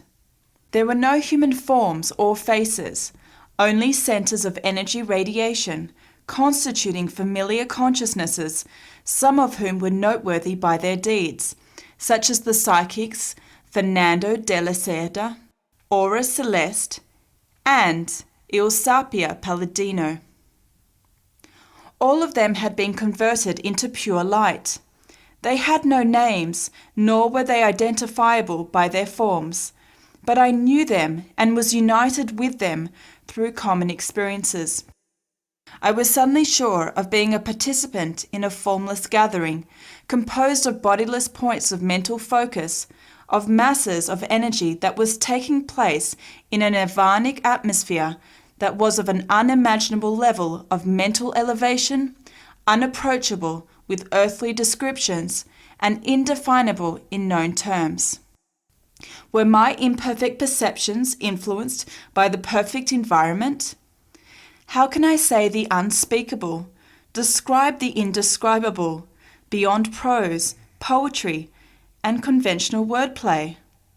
How can I find the language of origins, the common denominator, the universal level, in order to situate myself in that formless assembly, to understand this non-anthropomorphic group and penetrate its unyielding mysteries. In that dimension, only the mental somas of those consciousnesses vibrated.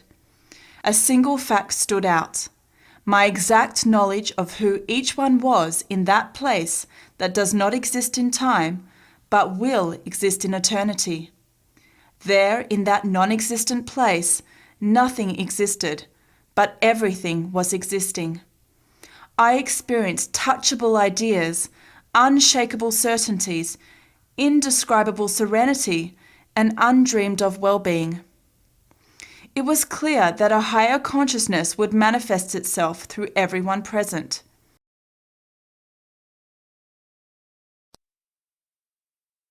Glossary of the second edition. A line states, superimposition of the bodies of the holosoma, see glossary. Depending on the manifestation, the bodies can be aligned, in non-alignment, entering into alignment, etc. Balloonment, sensation of swelling or inflating like a balloon.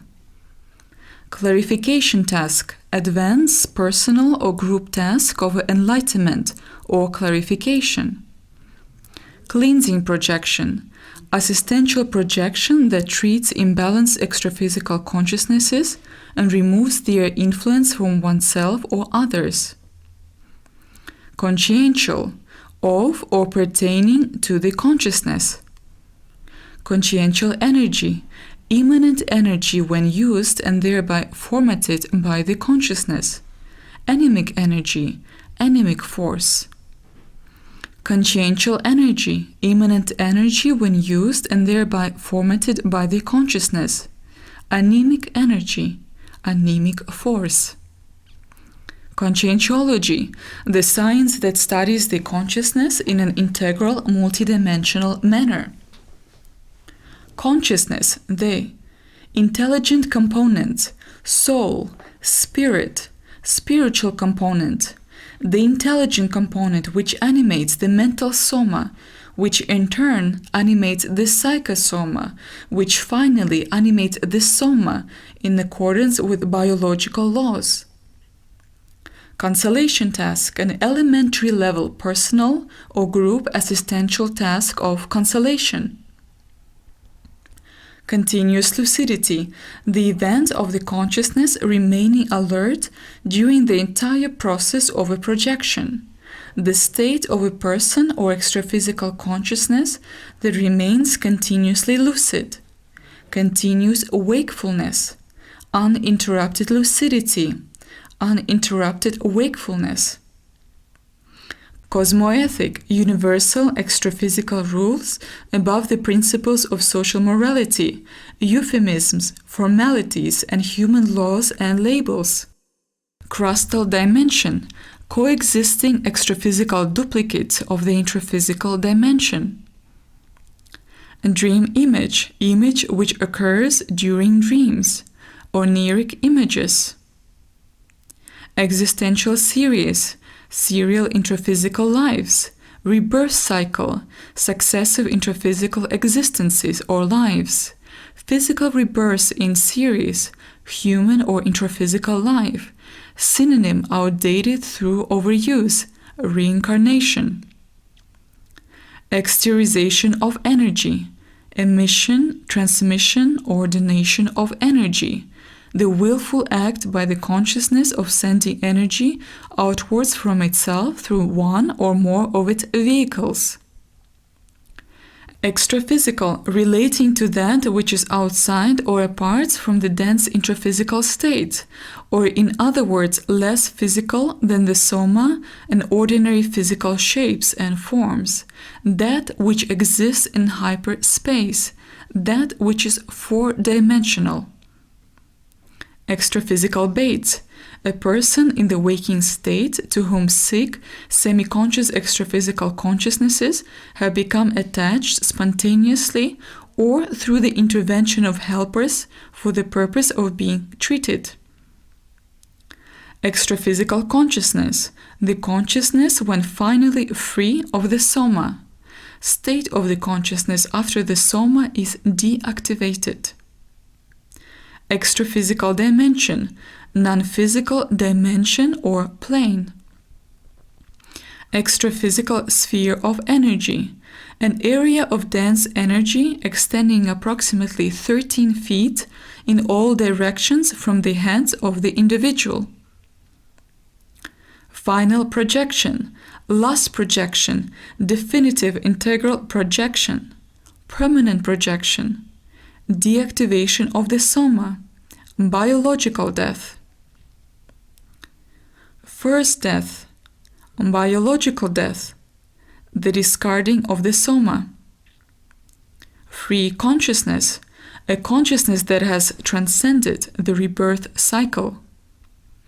Golden cord, subtle energetic connection between the psychosoma and mental soma.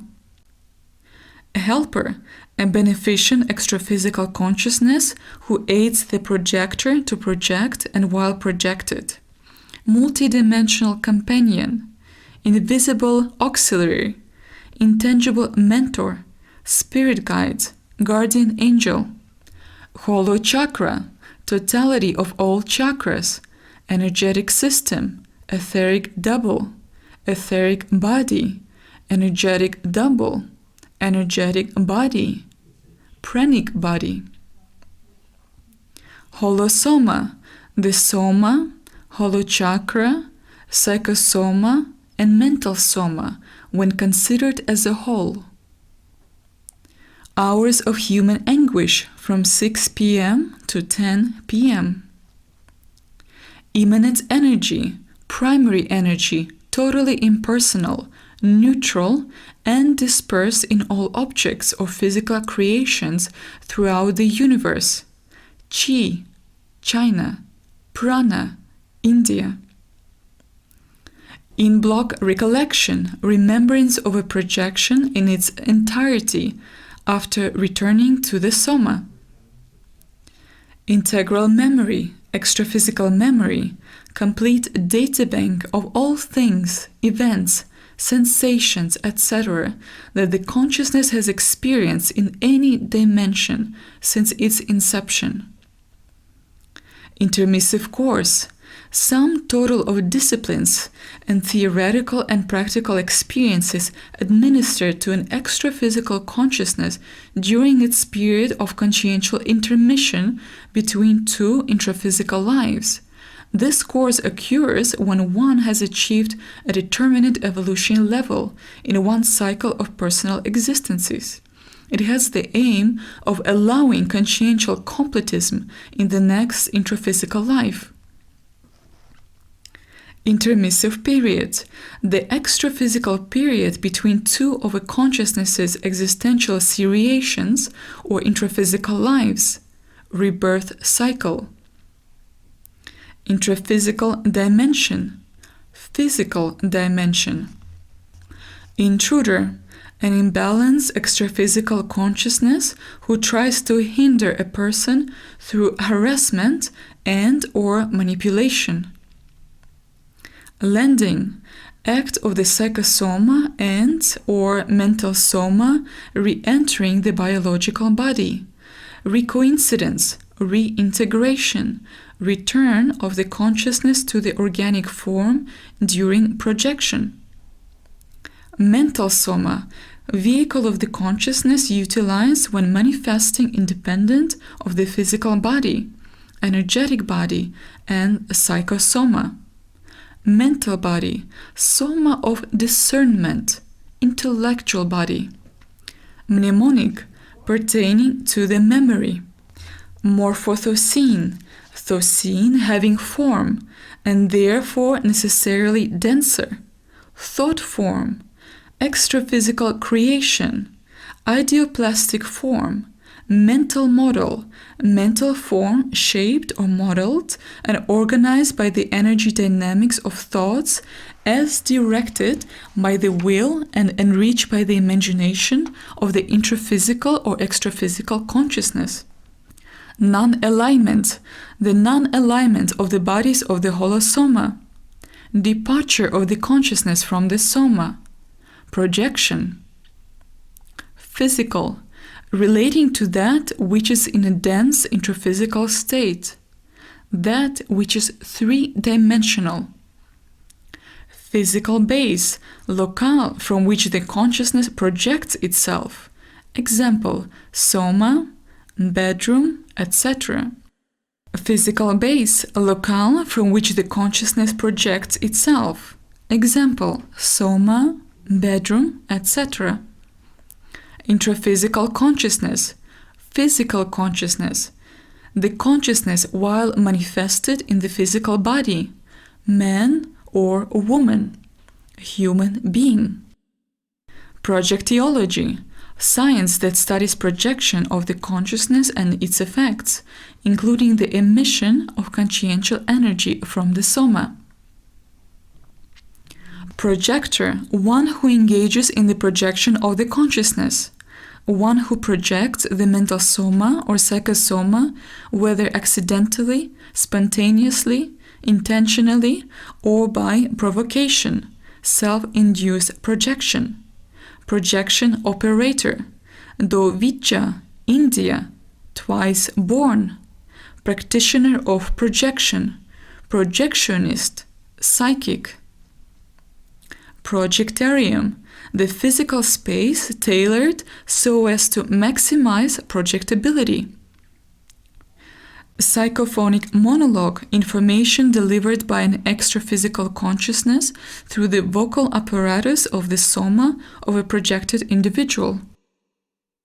Psychosoma, bioplasmatic soma, Russia, double, emotional body, energy body, plastic mediator, psychic body, second body, parapsychology, astral body. Psychotic post-mortem, extraphysical consciousness in a disoriented, imbalanced state. Second death, the discarding of the remaining energies of the hollow chakra from the psychosoma. Self-energization, emission of consciential energy from the psychosoma of a consciousness to its own soma. Self-induced projection, disengagement of the mental soma or psychosoma provoked by the will of the projector. Silver cord, energetic bond which keeps the psychosoma attached to the soma. Cord of lights, current of radiant energy, energetic communication, energetic cord. Phosphorescent tail, vital bond, vital electromagnetic bond. Soma, human body, physical body, bones, muscles, and organs of a man, woman, or child, densest vehicle manifestation of the consciousness. Supine position, position of lying down on one's back, dorsal position. Takeoff, disengagement of the consciousness wherein the psychosoma and or the mental soma temporarily leaves the soma. It sometimes indicates the isolated manifestation of the mental soma. Third death, discarding of the psychosoma. This death marks the completion of the rebirth cycle. Thought-scene, thought, plus sen, sentiment, plus energy, unit of practical manifestation of the consciousness according to conscientiology, which considers thought or concept, sentiment or emotion, and consciential energy to exist together inextricably. Vehicles or manifestation of the consciousness, tools or bodies in which the consciousness manifests itself in the intraphysical and extraphysical dimensions. Soma, psychosoma, and mental soma. The energetic soma does not transport the consciousness. Vibrational state, VS, condition of maximum mobilization of the energies of the hollow chakra through the impulse of the will, frequently precedes the conscious takeoff of the psychosoma. Visual projection, generation of morphoscenes, thought forms during a projection. Ideoplastic projection,